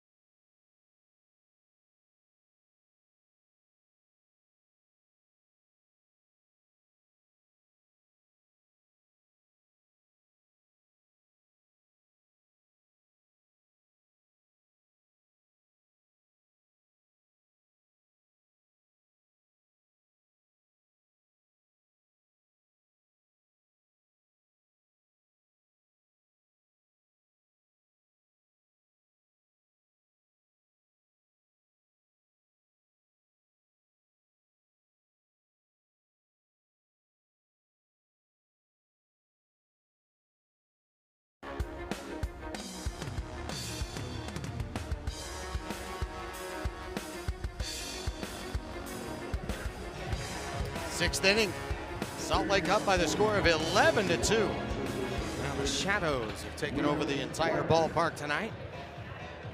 Warm days and beautiful nights here in Daybreak. When you think about spending the night at the ballpark, and you just picture that perfect evening, this is exactly it. You might bring a jacket just in case, but you're probably not going to need it. And also, you picture a perfect night. You imagine your favorite team's offense playing like this. Will Wagner leads off the top of the 6th. 11 runs, 11 hits, no errors for the Bees. 2 runs, 4 hits, no errors for El Paso.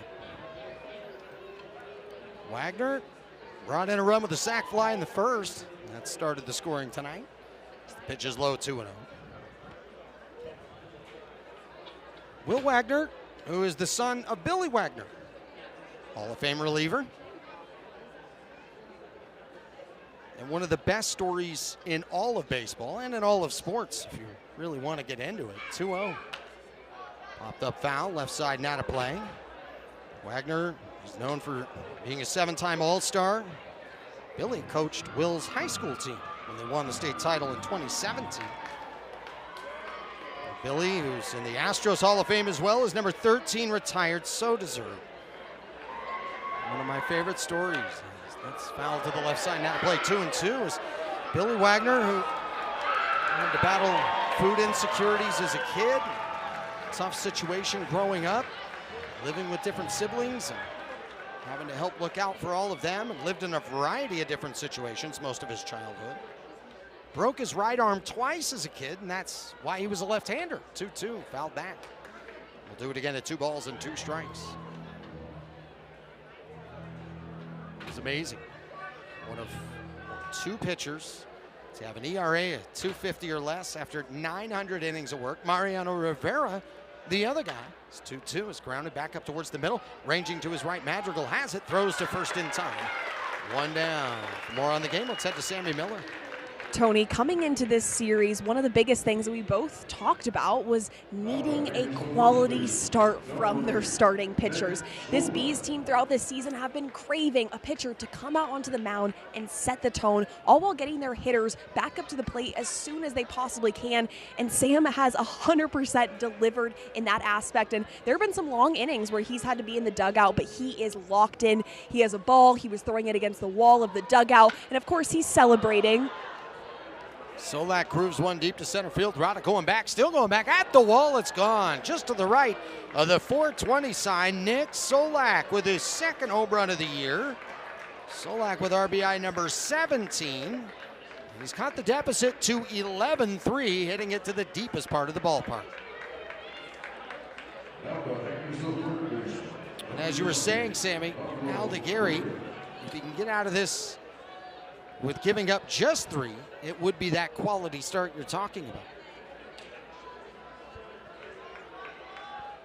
Pablo Reyes, a strike at the knees.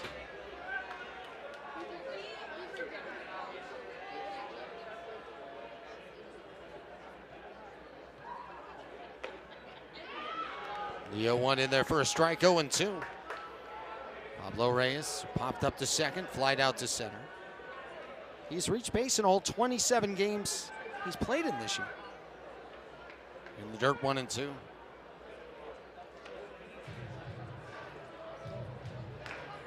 Reached 100 career home runs with a 2-homer day against Tacoma last week.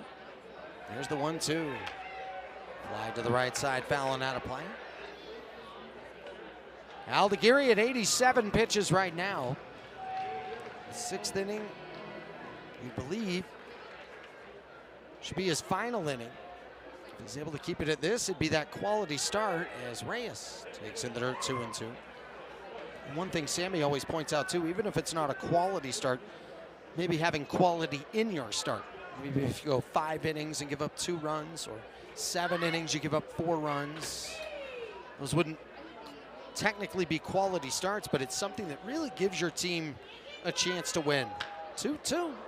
Sky to right center, going back, Rada. And on the trot, makes the catch, edge of the track, 2 down. Brings up Mason McCoy. McCoy is 2 for 2 tonight, including an RBI double in the 4th. Joey Lucchese getting loose in the Bees bullpen right now. It's great to see Aldegari put a bow on this night. With an 8-run lead and a quality start. He's 1 out away from that happening. McCoy picked up his 6th double of the year, that RBI knock. He was back in the 4th.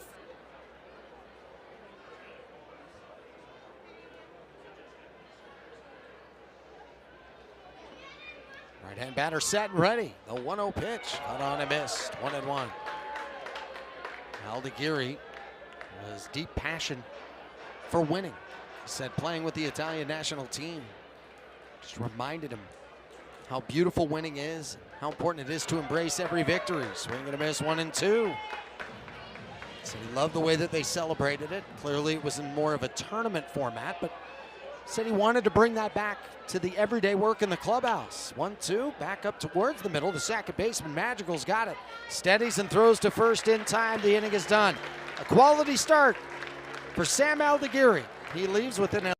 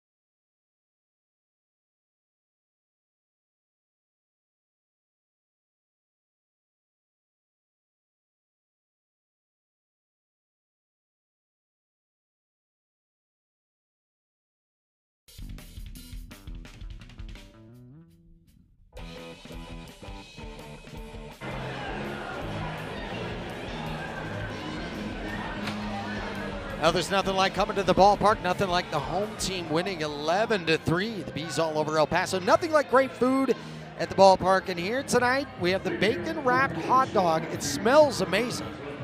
And I'm obviously not going to be able to eat this on the air. And I don't want to rush the Bees through this inning. They do have an 11-3 lead, but if it is a snappy inning, I'm not going to be horribly disappointed. Just make sure everybody does their work on the back end to preserve the victory. But the bacon-wrapped hot dog, one of many great items, I should say, over at the concession stands here. 0-1 is high. Counts 1-1 to Nelson Rada. Walked and scored back in the second. Batted twice in the second inning when he grounded out to second to close the frame. Struck out in the fourth. Yeager out there for another inning of work. The pitch is up and away. 2 balls and a strike.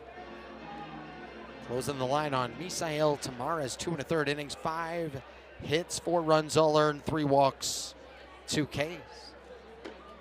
That's outside, 3-1.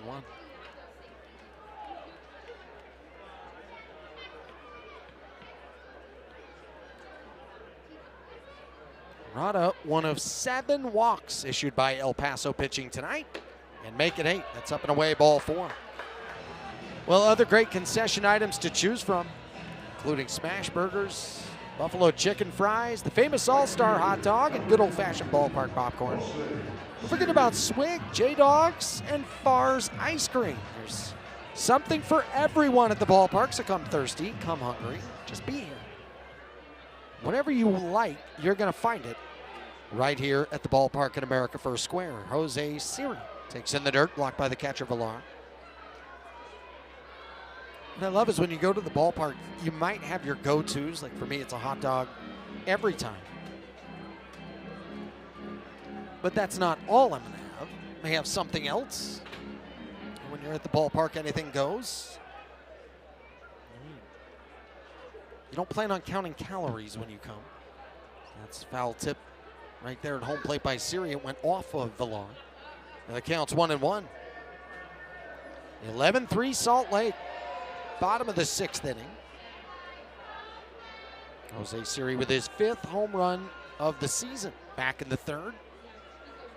Siri takes a big cut, comes up empty 1-2. Jose Siri talked about gratitude. So big to him playing in this game. He plays with a lot of bounce, a lot of energy. Has a light heart. The pitch is down 2-2. And he keeps it that way in the dugout, out on the field. He makes it sure that nobody's having more fun than he is. He's a great character. So much fun to be around day in and day out. 2-2. Check swing downstairs. Did he go? He did not. The count's full 3-2. Reminder that check swings can be challenged. El Paso, if they wanted to, could challenge that. They think he went. Last week we had 2 of those in the series against Oklahoma City. And both were successful challenges by batters who claimed they didn't go. 3-2. Siri fouls it back. Big secondary lead over there at first by Nelson Rada.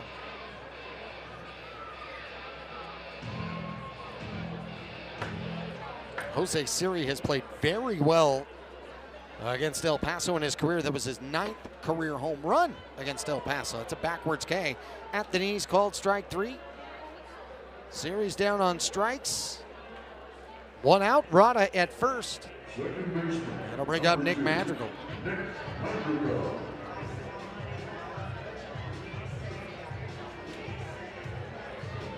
And Siri with a pause and some hesitation, but did not challenge that. Madrigal 2 for 3 tonight. Lines that foul down the right side, had a play. Nick Madrigal, who, you know, you're always curious when a guy misses that much time. We've talked about it. What's he going to be like when he's back? It's one thing to have the player on the field. Can he get back to the level he expects to be at? Signed with the Mets last year, suffered a season-ending shoulder injury during spring training. And after missing the back half of 24, you were wondering what that would mean for him in 26. And the 0-1 lined into right field. There's your answer. He's been stellar. A 3-hit night now for Nick Madrigal. He is grooving his way back. A trio of singles, stopping at second, Nelson Rada. B's up 11-3, 2 on, 1 out. And here comes Chris Taylor. Number 9, Chris Taylor. Now Chris Taylor has scored twice, has a pair of walks on the night, still looking for his first hit. Comes the first pitch to Taylor. I mentioned the first pitch he ever faced as he takes outside ball 1 in the World Series against the Houston Astros 2017. Deposited that over the left field wall, sent Dodger Stadium into a frenzy. That was the way to start that party. Swing and a miss, 1-1. The hitting coach for the Astros was Alonzo Powell, who is now the hitting coach of the Bees. And Alonzo has talked at great length how he's really happy to be on Chris Taylor's team now. Because it's the 1-1. That's fouled off the mask of the catcher, Villar. He said, I can't count how many times I've had to battle up against this guy and be on the other side. And you respect his game, and you know how explosive he is because you've been on the other team. Now, Alonzo Powell also grew up a big fan of the San Francisco Giants. He's a Bay Area guy, San Francisco kid. He said, gosh, the Dodger thing was also in the back of my mind. I wanted to find a way to not like him, but you couldn't help but to love Chris Taylor. That's at the knees, called strike 3. Another backward K in the inning. And Chris Taylor down on strikes. But it was fun watching Alonzo Powell talk about it. He said there's nothing like having him wearing the same uniform. So Moore is going to be lifted. Donovan Walton in. With that guy right there. And Alonzo Powell, one of the most respected hitting coaches you'll ever find. He's worked with the most talented players in this game. The way he builds trust with players. Donovan Walton has raved about the small details and the little tweaks. He had a great interview with Sammy Miller that took place a couple of weeks ago. As Walton takes low for a ball. B's up 11-3, bottom of the 6th, 2 out, runners at first and second. But Donovan Walton just said, man, working with Zoe has been a dream. The little things, tiny details that make the big difference. 1-0, hard hit, ground ball down the first base line, but foul. And it's 1-1. You can know whatever you want about hitting or the game of baseball. If you do not have the trust of the players you're working with, it just doesn't matter. And Alonzo Powell just has this amazing way of garnering their trust. As Walton goes the other way, but fouls it off. 1-2. Donovan Walton's been around a while, former Sacramento River Cat. He's played against the Bees before, been in this league, been in the bigs. comes to the little things that make the big difference, he's very receptive, very coachable, but you have to be able to trust that what you're being told is true and it's going to be helpful. 1-2, swing and a miss, strike 3. And the inning is done. Yeager, great work around a walk and a 1-out single. Keeps the Bees off the board in the 6th, but Salt Lake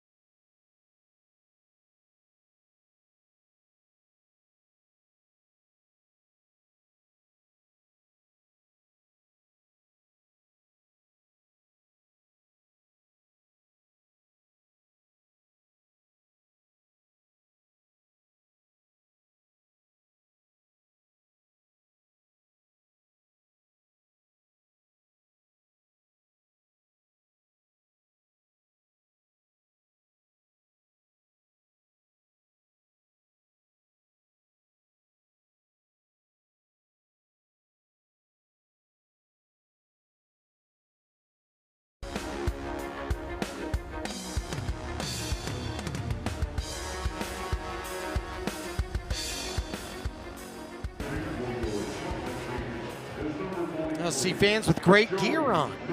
They've been ready for the game today. You can get the great gear there at the Bees Team store. They have everything you need to rep your favorite local baseball team. Make sure to check them out online, beesteamstore.com. Load up hats, jerseys, t-shirts, souvenirs, all of that and more. Get the Utah Dirty Sodas gear as well. See it right there. Good looking hat. I like the black one with that red brim. That's my number one when it comes to the Utah Dirty Sodas. I'll be wearing that tomorrow night. You should too. Join us on Wednesday. When you get here, go to the Bees Team store. Because if you need it, they've got it. If you don't need it, they've still got it. So go get it at the Bees Team store. 11-3, Bees with the lead. Top of the 7th inning. Jose Miranda up to bat. Joey Lucchese, the new pitcher for the Bees, throws into the dirt for a ball. And it's 1-0. Joey Lucchese, who's previously pitched in the bigs with the Padres, the Mets, and the San Francisco Giants. Miranda 0 for 2 tonight. Lucchese, the 1-0. And Miranda hammers it high and out to left center. Going back Rada, going back Taylor. This ball is gone. Solo shot home run, Jose Miranda. That is his 5th of the season. That's his first hit of this series and of this ball game. He's cut it now to 11-4 in the top of the 7th inning. For Miranda, that is his 25th run batted in. And the El Paso Chihuahuas tonight, they just dug a really big hole as they were down 11-1. Kind of nickeled and dimed their way to make it a 7-run game. Got to bring up Carlos Rodriguez. He's 1 for 2 so far on the night. Rodriguez takes it to the knees for a strike. Joey Lucchese, who attended high school in Newark, California.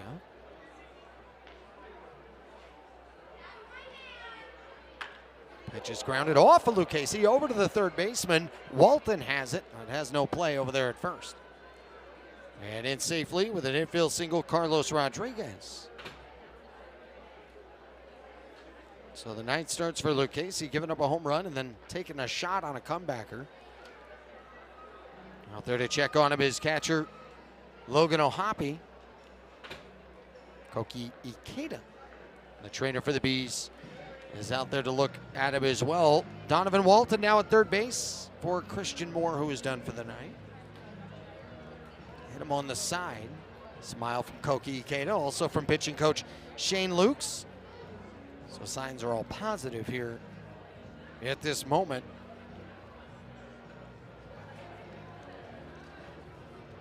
As the Bees lead 11-4. And of course, in the Pacific Coast League, I always say the PCL stands for playing chutes and ladders. Lucchese is going to try to keep this one from getting interesting. In the 7th.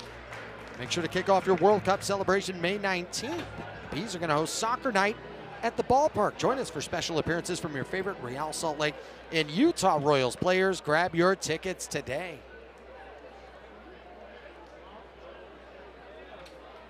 Runner at first, nobody out. 11-4, Salt Lake with the lead. Pitch on the outside corner for a strike. Lucchese back to work. Joey Lucchese pitched 2 scoreless innings in that game May 7th at Oklahoma City. It was a really big stretch during that night. It's the 0-1. Throw over to first and back in standing up Rodriguez. That was the second hit of the night for Carlos. Anthony Villar 0 for 2. Reaches the bat back ready, the 0-1, down and away. And the count's 1-1. Same 2 teams tomorrow night, same place, same time, same channel. Ryan Johnson for the Bees, J.P. Sears, the lefty, going for the Chihuahuas. The 1-1. Started after it, left it down. 2 balls and a strike. We talked about Salt Lake's offensive explosiveness and just how good they were early in ball games. And they capitalized on that early today. 11 runs in the first 3 innings. They have not scored since. So that's fouled back, 2-2. But this offense just simply has the ability to pile it on. They missed a few of those opportunities in Oklahoma City. They did not miss on those opportunities tonight. Casey takes over for Sam Aldiguiri, who picked up a quality start tonight. Aldiguiri, 6 innings, 5 hits, 3 runs, all earned. He only walked 1, 2 Ks. Stayed out of any kind of big trouble. Here's the 2-2 pitch. Villar swings and misses, strike 3. 1 down in the top of the 7th inning. Back to the top of the order with Jace Bowen. Oh, what a great battle there for Lucchese. You give up the home run to Miranda.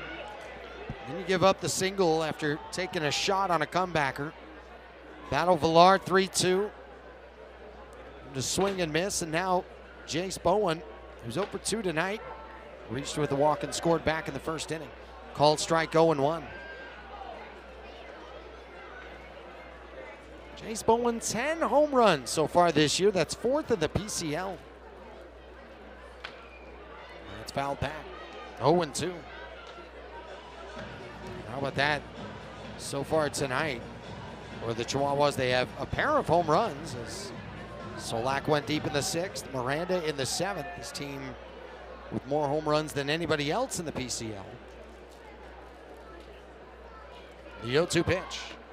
And it's off the glove of O'Hoppe to the right, over by the on-deck circle. Trotting 90 feet, Carlos Rodriguez. It's ruled a wild pitch.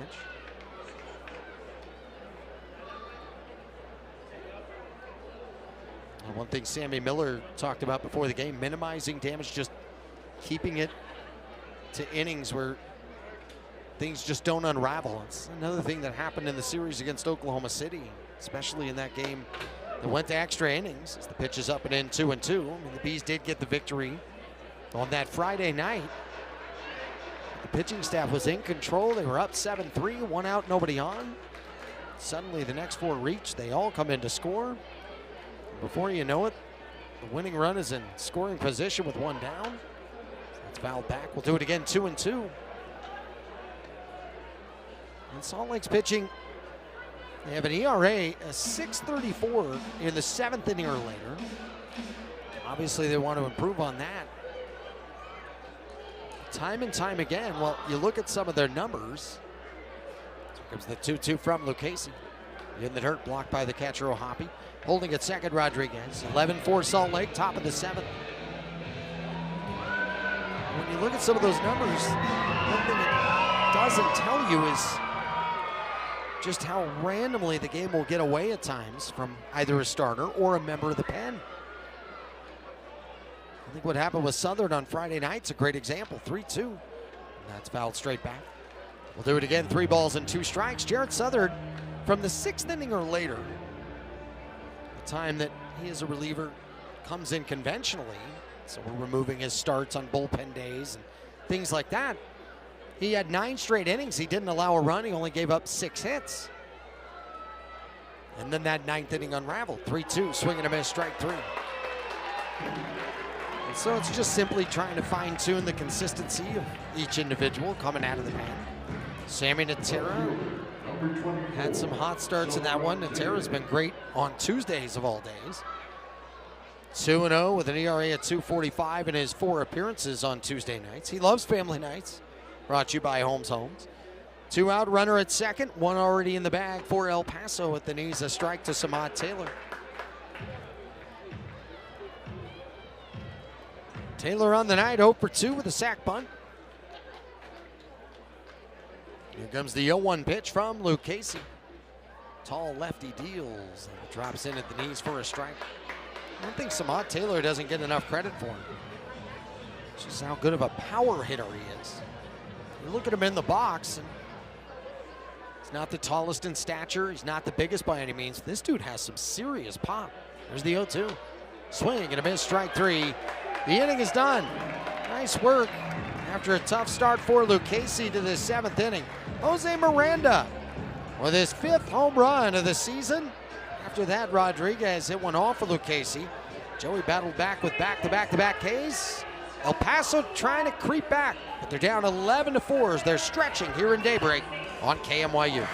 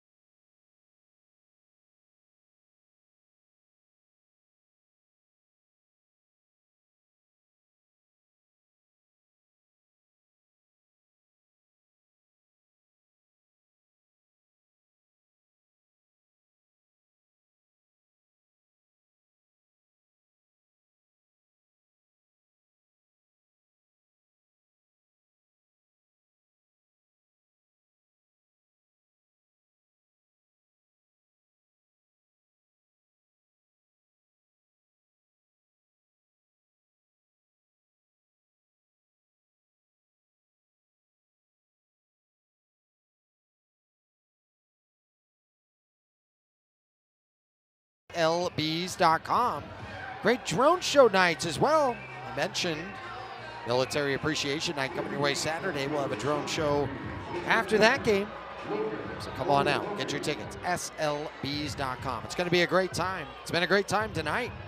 Bees up 11-4 as we go to the bottom of the 7th. Kyle Hart is now on for the El Paso Chihuahuas. Logan O'Hoppe to lead off the inning. First pitch at the knees for a strike. O'Hoppe has reached 3 times tonight. An RBI single, a pair of walks. He scored twice. He flied out to right field back in the 5th inning. O'Hoppe on this rehab assignment. First game in a Bees uniform. 0-1 in and out of the glove of the catcher, Villar. But it's a strike, 0-2.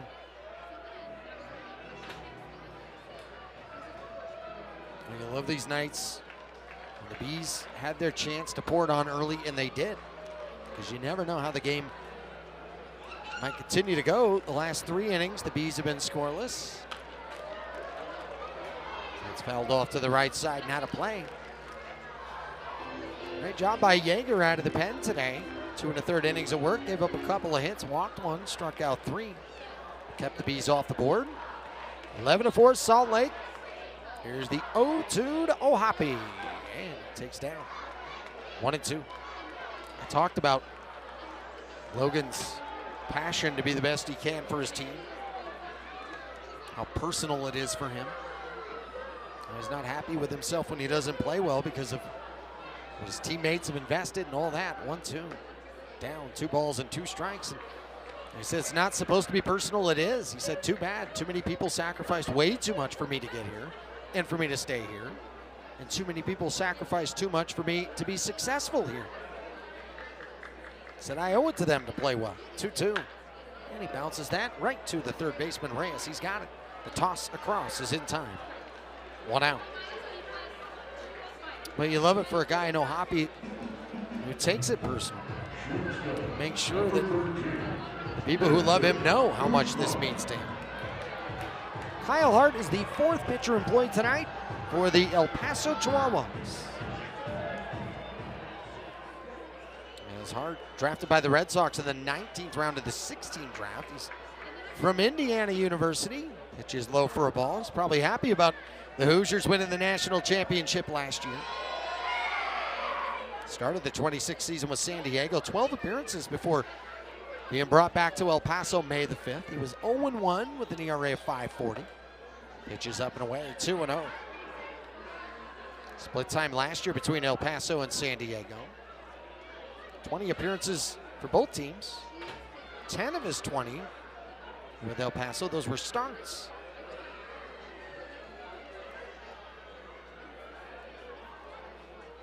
The 2-0, hot shot grounder to the shortstop, McCoy, backhand stop, beautiful fadeaway throw, grabbing on the catch and tag is Solak at first. Well done. Now McCoy with great range over there to make a great stop. And a tough throw. Got some help from his friend Solak over there at first base. Doesn't need to be perfect, just got to get it done. Great contact again by Guzman. Solak does a great job reaching back to the bag. Well done. Guzman 2 for 5 tonight, but those 2 big 3-run homers. Here's Candelario. Pops it up behind home plate, out of play. 11 4-Bs, 2 out, nobody on, bottom of the 7th inning.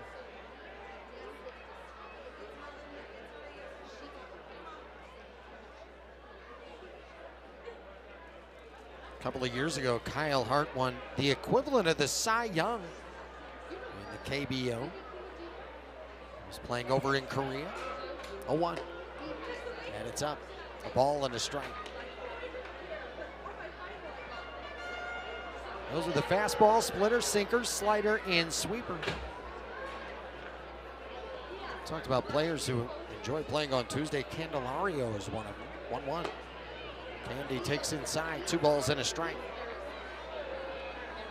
Before tonight, he was 6 for 14 with a home run, scored 3 times, brought in a pair. He loves playing any night. Switch hitter with the 2-1. Candelario takes it the knees, he taps right away. So wants Ben Phillips to look at that again. Batter's challenging the call strike. Well, the ABS challenge, Candelario said it missed and it hit the Call bottom of strike the is zone. confirmed. Salt Lake has 1 challenge remaining. I was talking about this earlier tonight with many staff members here in the front office about how most teams, if you go look at their percentage, success and failure on challenges, it's right around 50-50. From the stretch, Hart fires. Candelario takes up and in. It's full 3-2. If anything, I think the ABS system has helped with the respect. When the catcher gets it wrong, or the batter, or the umpire, everybody just goes right back to work. 3-2 pitch. Candelario smokes it down the left field line. It's foul. He just missed his second double of the night. Jamer with such great experience. My goodness, 11 Major League seasons, 887 games in the bigs. Cubs, Tigers, Nationals, Reds, and the Angels. 3-2. Candelario fouls it right there at home plate. I think that hit catcher Villar. He appears to be okay, and we'll do it again at 3 balls and 2 strikes.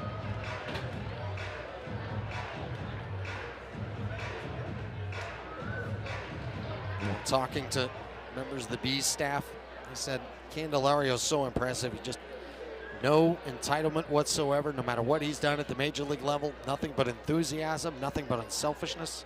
Always willing to help his teammates. 3-2 check swing in the zone. A called strike three. Candelario knew it. Hart with a 1-2-3 inning. We head to the 8th. The Bees up 11-4 on KMYU.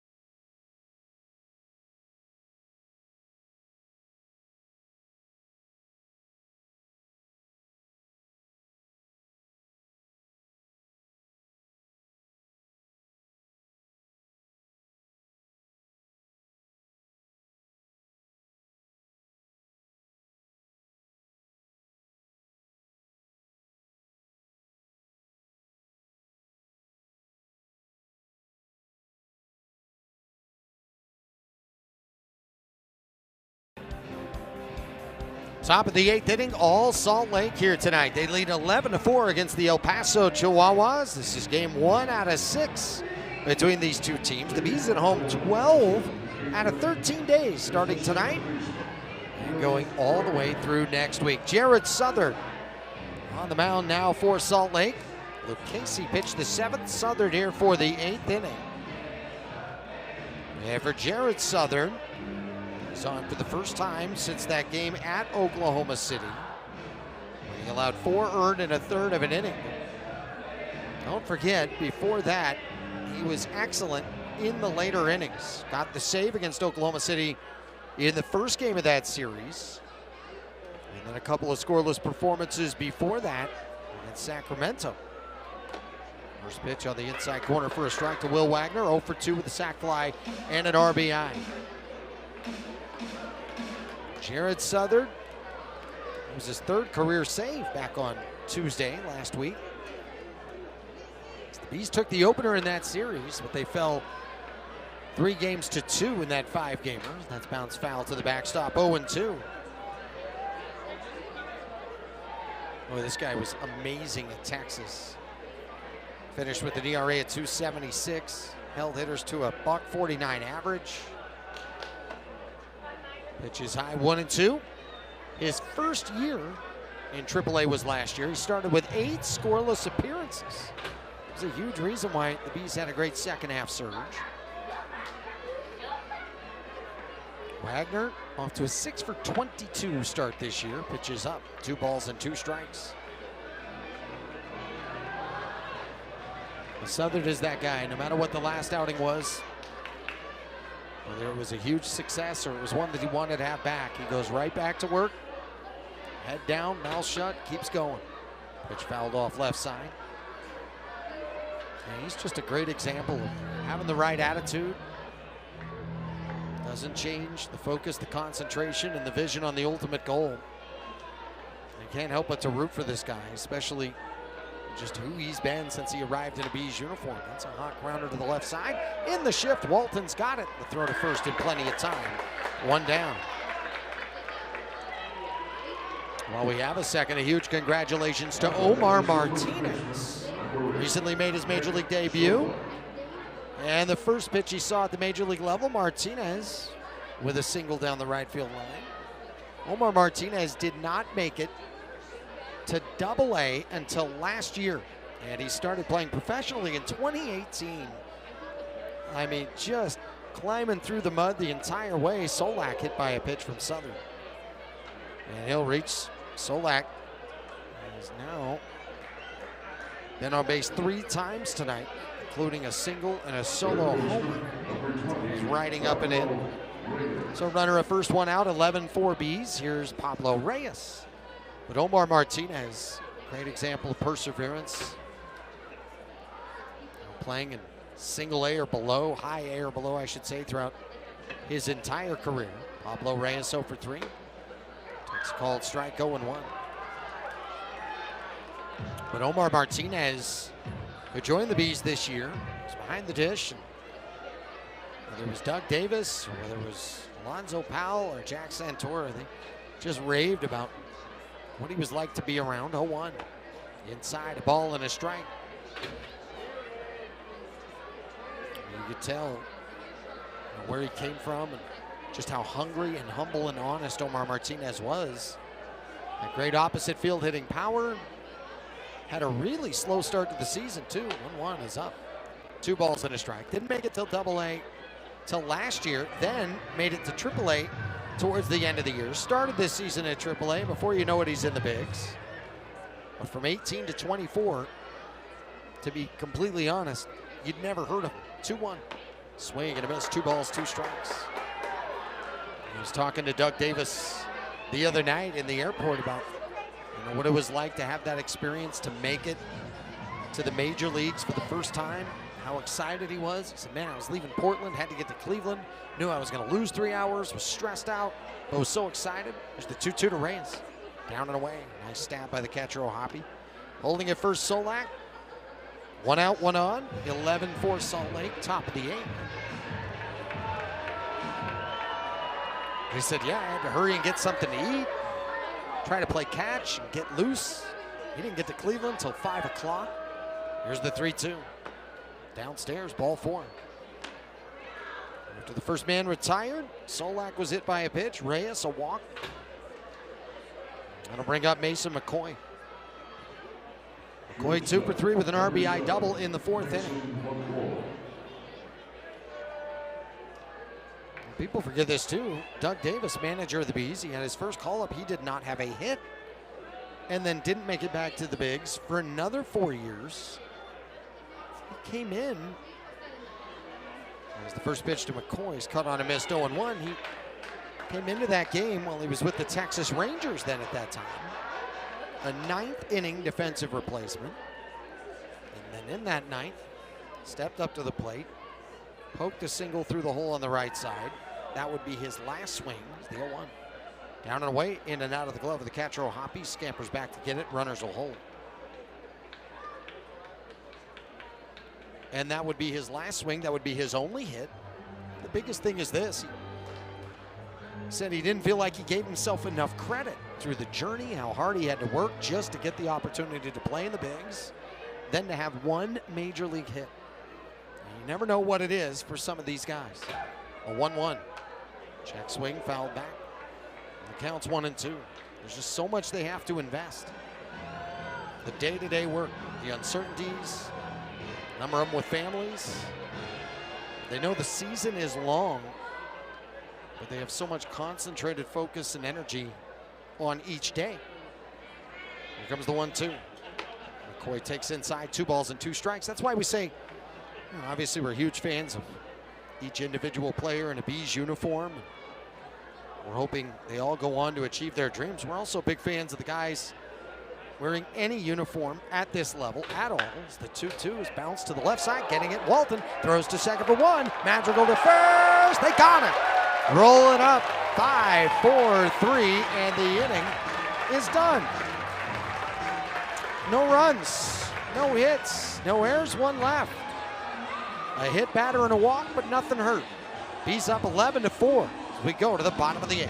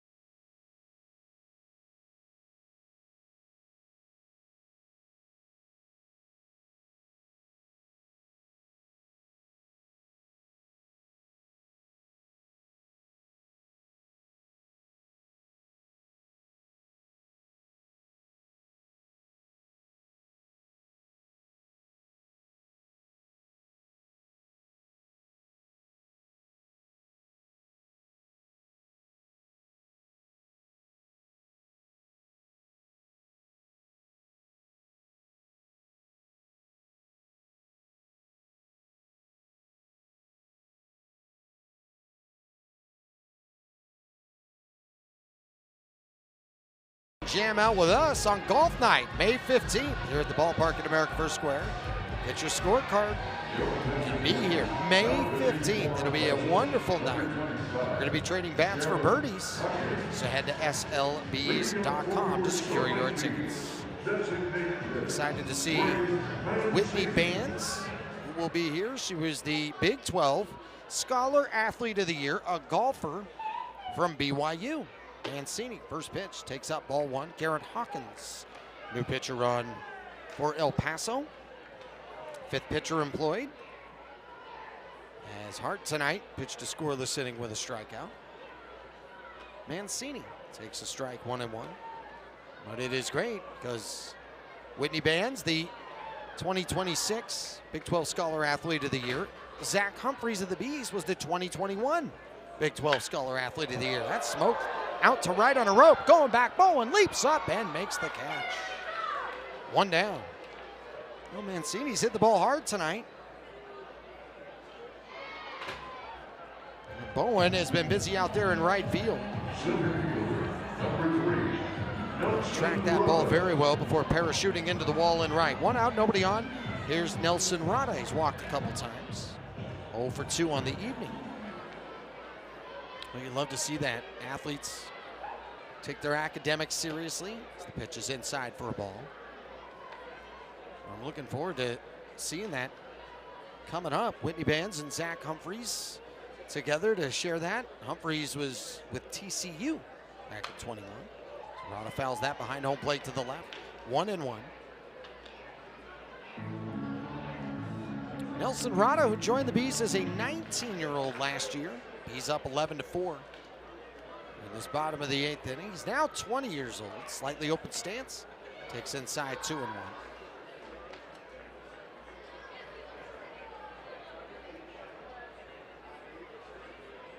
Rada credited heavily for his baseball IQ at his very young age.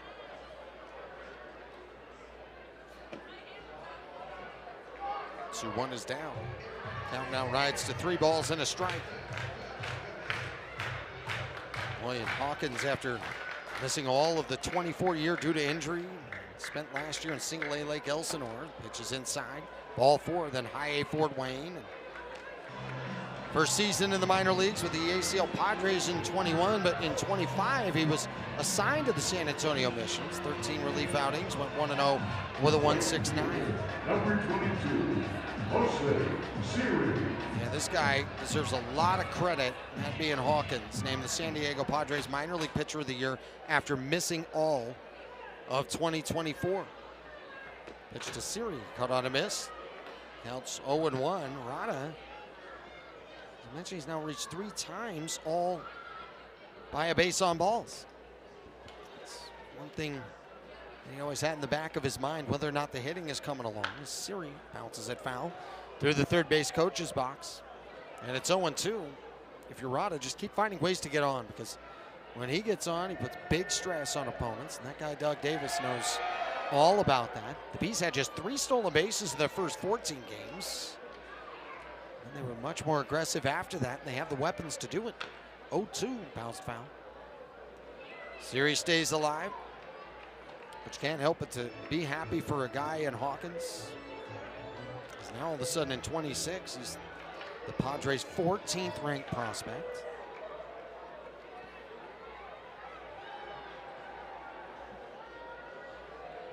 The 0-2, Series takes up and in. The Bees with all 11 runs tonight in the first 3 innings. They have not scored since. 4 straight bagels on the board from the 4th through the 7th. They had an 11-1 lead. It's now at 11-4. Siri with that twisted front foot. And the 1-2 pops it up right side, foul ground. Solak over by the track, by the wall, reaches back, couldn't make the catch. A little tough break with that tarp over there getting in the way. Great effort by Solak, and we'll do it again at a ball in 2 strikes. Not a ton of foul ground over there. Then when you have the tarp getting in the way, you have even less.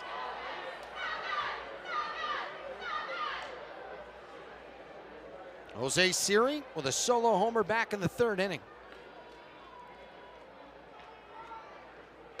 Siri with a vicious cut, but swings and misses. Strike 3, 2 down, runner at first. And it'll bring up Nick Madrigal. Madrigal with a trio of singles tonight. What a great night for Nick to come back to start off this home series.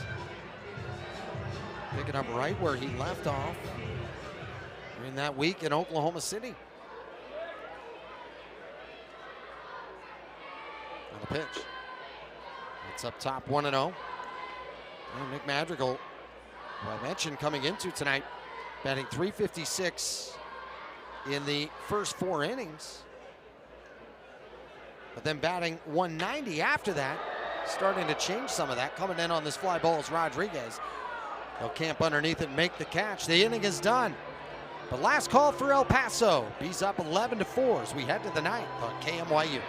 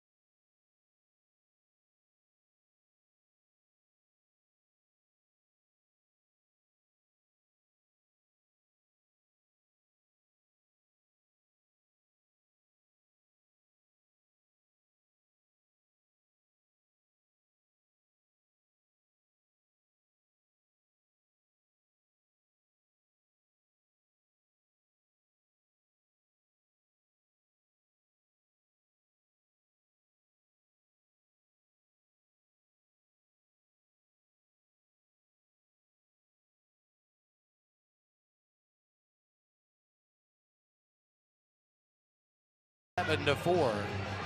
Caleb Ort comes into tonight's game as the fourth pitcher employed for Salt Lake.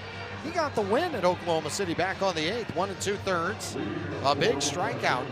He had to step in with the winning run at second base and 1 out. All the momentum was with Oklahoma City. He calmly went out there, mowed him down to close out the ninth, and then pitched a scoreless 10th inning.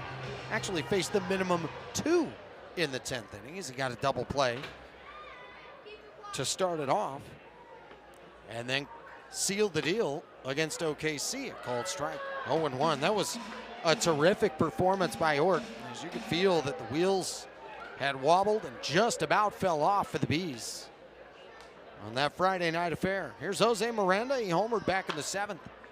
Goes down to get this one and bounces it foul left side. It's 0-2 already against Miranda. Caleb Ort, native of Central Michigan in Grand Rapids. Graduate of Lowell High School in Michigan. And this guy is pure Michigan. If you go into his journey, this guy is Garrett Green, the Sugarland Space Cowboys broadcaster, who had him last year and in the past as he was with the Astros last season. 0-2. Swing and a miss, strike 3. Quick work by Ort against Miranda. 1 out. Here comes Carlos Rodriguez. But this dude, goes undrafted. Comes from an NAIA school. Just incredible. And goes out there. Took a winding path to the big leagues. Beginning in the Independent Frontier League. He was with the Joliet Slammers. Pitches outside. Here in the state of Illinois. That was back in 2015. And before you know it, he just keeps climbing the ladder. He's pitching in the bigs. Here's the 1-0. Swing and a miss, 1-1. Rodriguez tonight, a pair of hits. He's 2 for 3. But Ort with a ton of pride in his journey, also in the wonderful support from so many who helped him get to this point. Here's the 1-1. Rodriguez fouls it left side, out of play.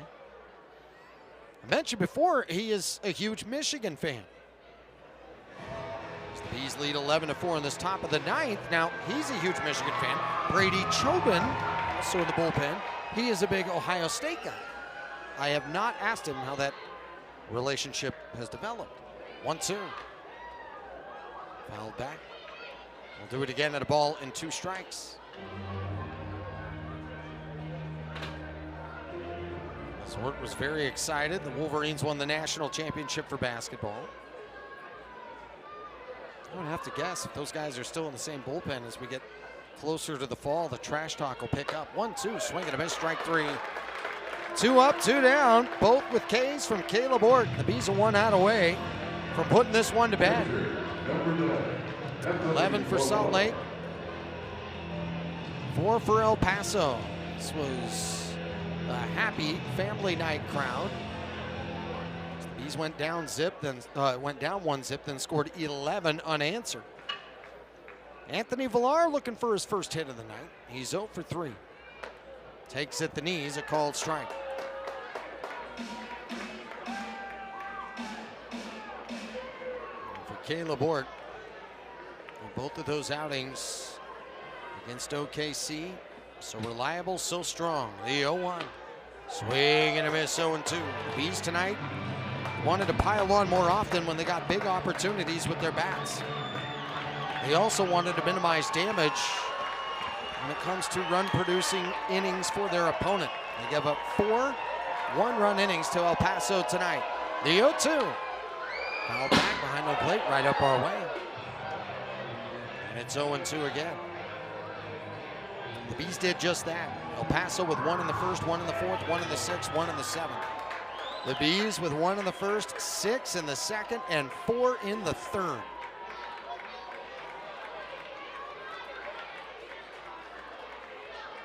Salt Lake with explosive capabilities. They want to be more consistent. The 0-2 in the dirt. We'll do it at a ball and 2 strikes. Ort was staring out to center field after that one. He did not like that coming out of his hand. The Bees tonight got a quality start from Sam Aldeguerri. Sam should be very pleased with that performance. The pitch misses, 2-2. For Sam, his first AAA quality start. For the Bees, their 3rd of the season. 2-2 the count, 11 for the score. Bees on top. The pitch, fly left side and out of play. Anthony Villar not giving in easy by any means. He's gonna try to get on base any way he can. Keep his team alive. Several of the fans taking off early. Some of them still sticking around on this beautiful family night. Game 1 of 6 for the series. Game 1 of 12 for the homestand. This is a good way to start it off. Ort trying to make it a 1-2-3 ninth inning.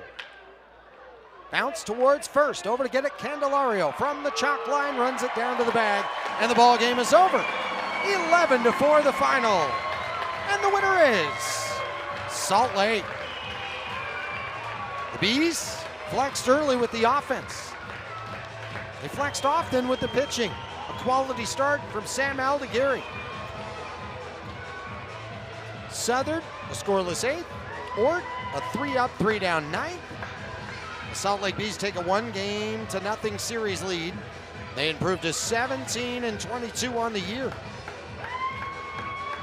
Doug Davis should be very pleased with the production of so many, especially Denzer Guzman. A pair of 3-run home runs tonight. It's helped catapult his team to a Game 1 win.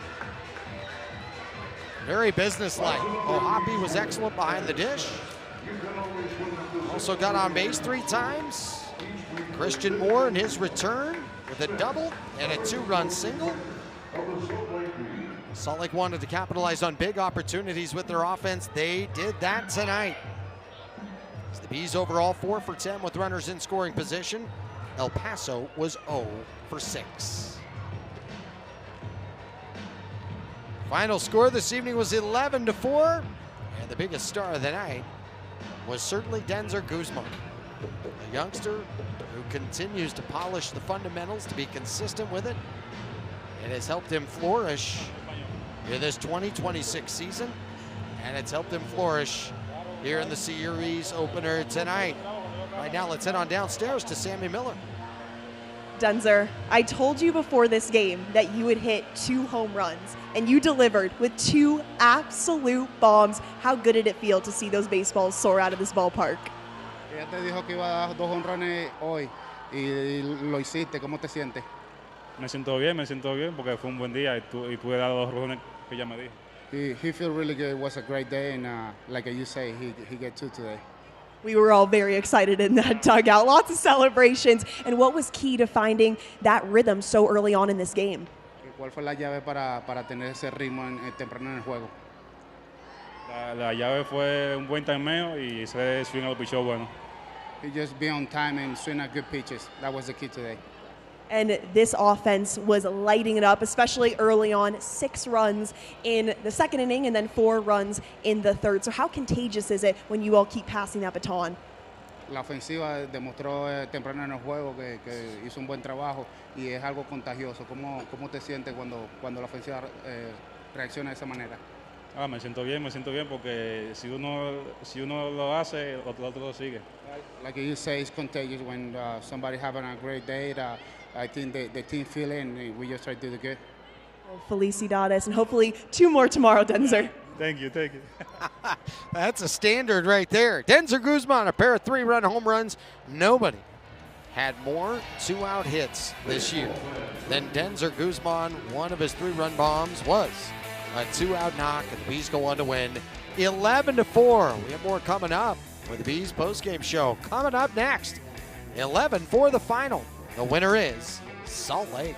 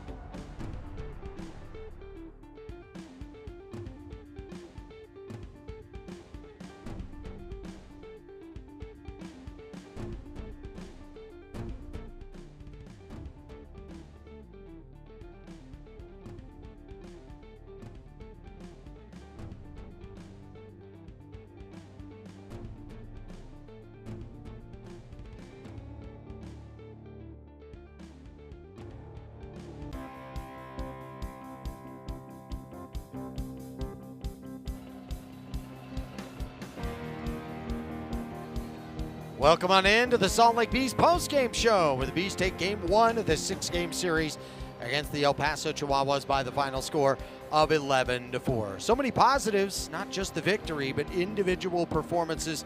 This was a really special night on a family night. What a great way to start off a series and an entire homestand. After the Bees fell 3-2 in that series against Oklahoma City, you know, they wanted to have a great start here. Well, after a leadoff walk, Jace Bowen steals second base. And then bunting him over, Samad Taylor. Suddenly a runner at third with 1 down, and a manufactured run, Will Wagner, with a sac fly and an RBI. It was 1-0 Chihuahuas on top. But the Bees, they'd bounce right back. Welcome back, Christian Moore with a leadoff double as he played in his first game in a Bees uniform since April the 25th. He was in scoring position, and he would eventually come around to score on the 6-4-3 double play. So Guzman who grounds into that 6-4-3 DP. It brings in a run, and then the Salt Lake Bees in a 1-1 game, but Sam Aldegiri just took control from that point. Sam Aldegiri with his first AAA quality start of his career. Then it was Christian Moore again, this time going the opposite way, a 2-run single, and the offensive onslaught was on point. RBI single from Logan O'Hoppe. Suddenly, Denzer Guzman in the box. This guy's been hot lately, and he continues to be on a tear. Smashes a 3-run shot down the left field line, and the Bees were starting to pour it on, a 6-pack in that inning, and they were all over him as they were up by the score of 7-1. But the Bees were not done. In the bottom of the 3rd inning, Jose Siri leads it off with an opposite field solo shot homer. That fan was happy, made a nice play. And the Bees were starting to cruise, but they weren't done even in the 3rd. With 2 out, with 2 on, Denzer Guzman in the box again. Deja vu all over again as Guzman with another 3-run blast. Salt Lake on top, 11-1. It was a dream start for the Bees in the early innings. First time that they put up that many runs since June of last year in the first 3 innings. Then later on, the opposite way, Siri unable to make the catch. And so it was an RBI double for McCoy. It's 11-2. Then in the 6th inning, Nick Solak deposits this ball out to left center field. It would get out.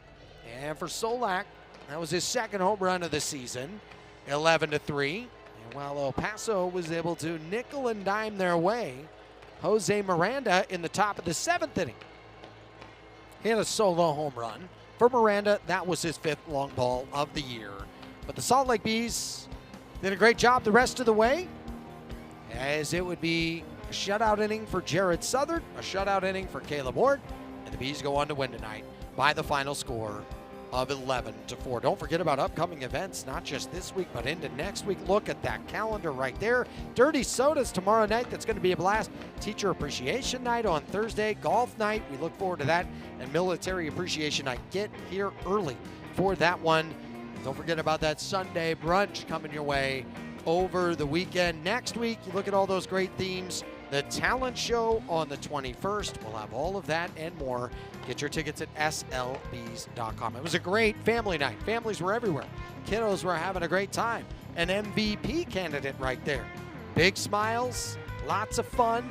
Siblings having a great time. Souvenirs everywhere. Great tasting treats.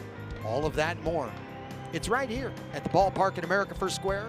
So get your phones out and capture the biggest and best moments here in Daybreak. The party continues throughout the night. We hope to see you tomorrow night or any night.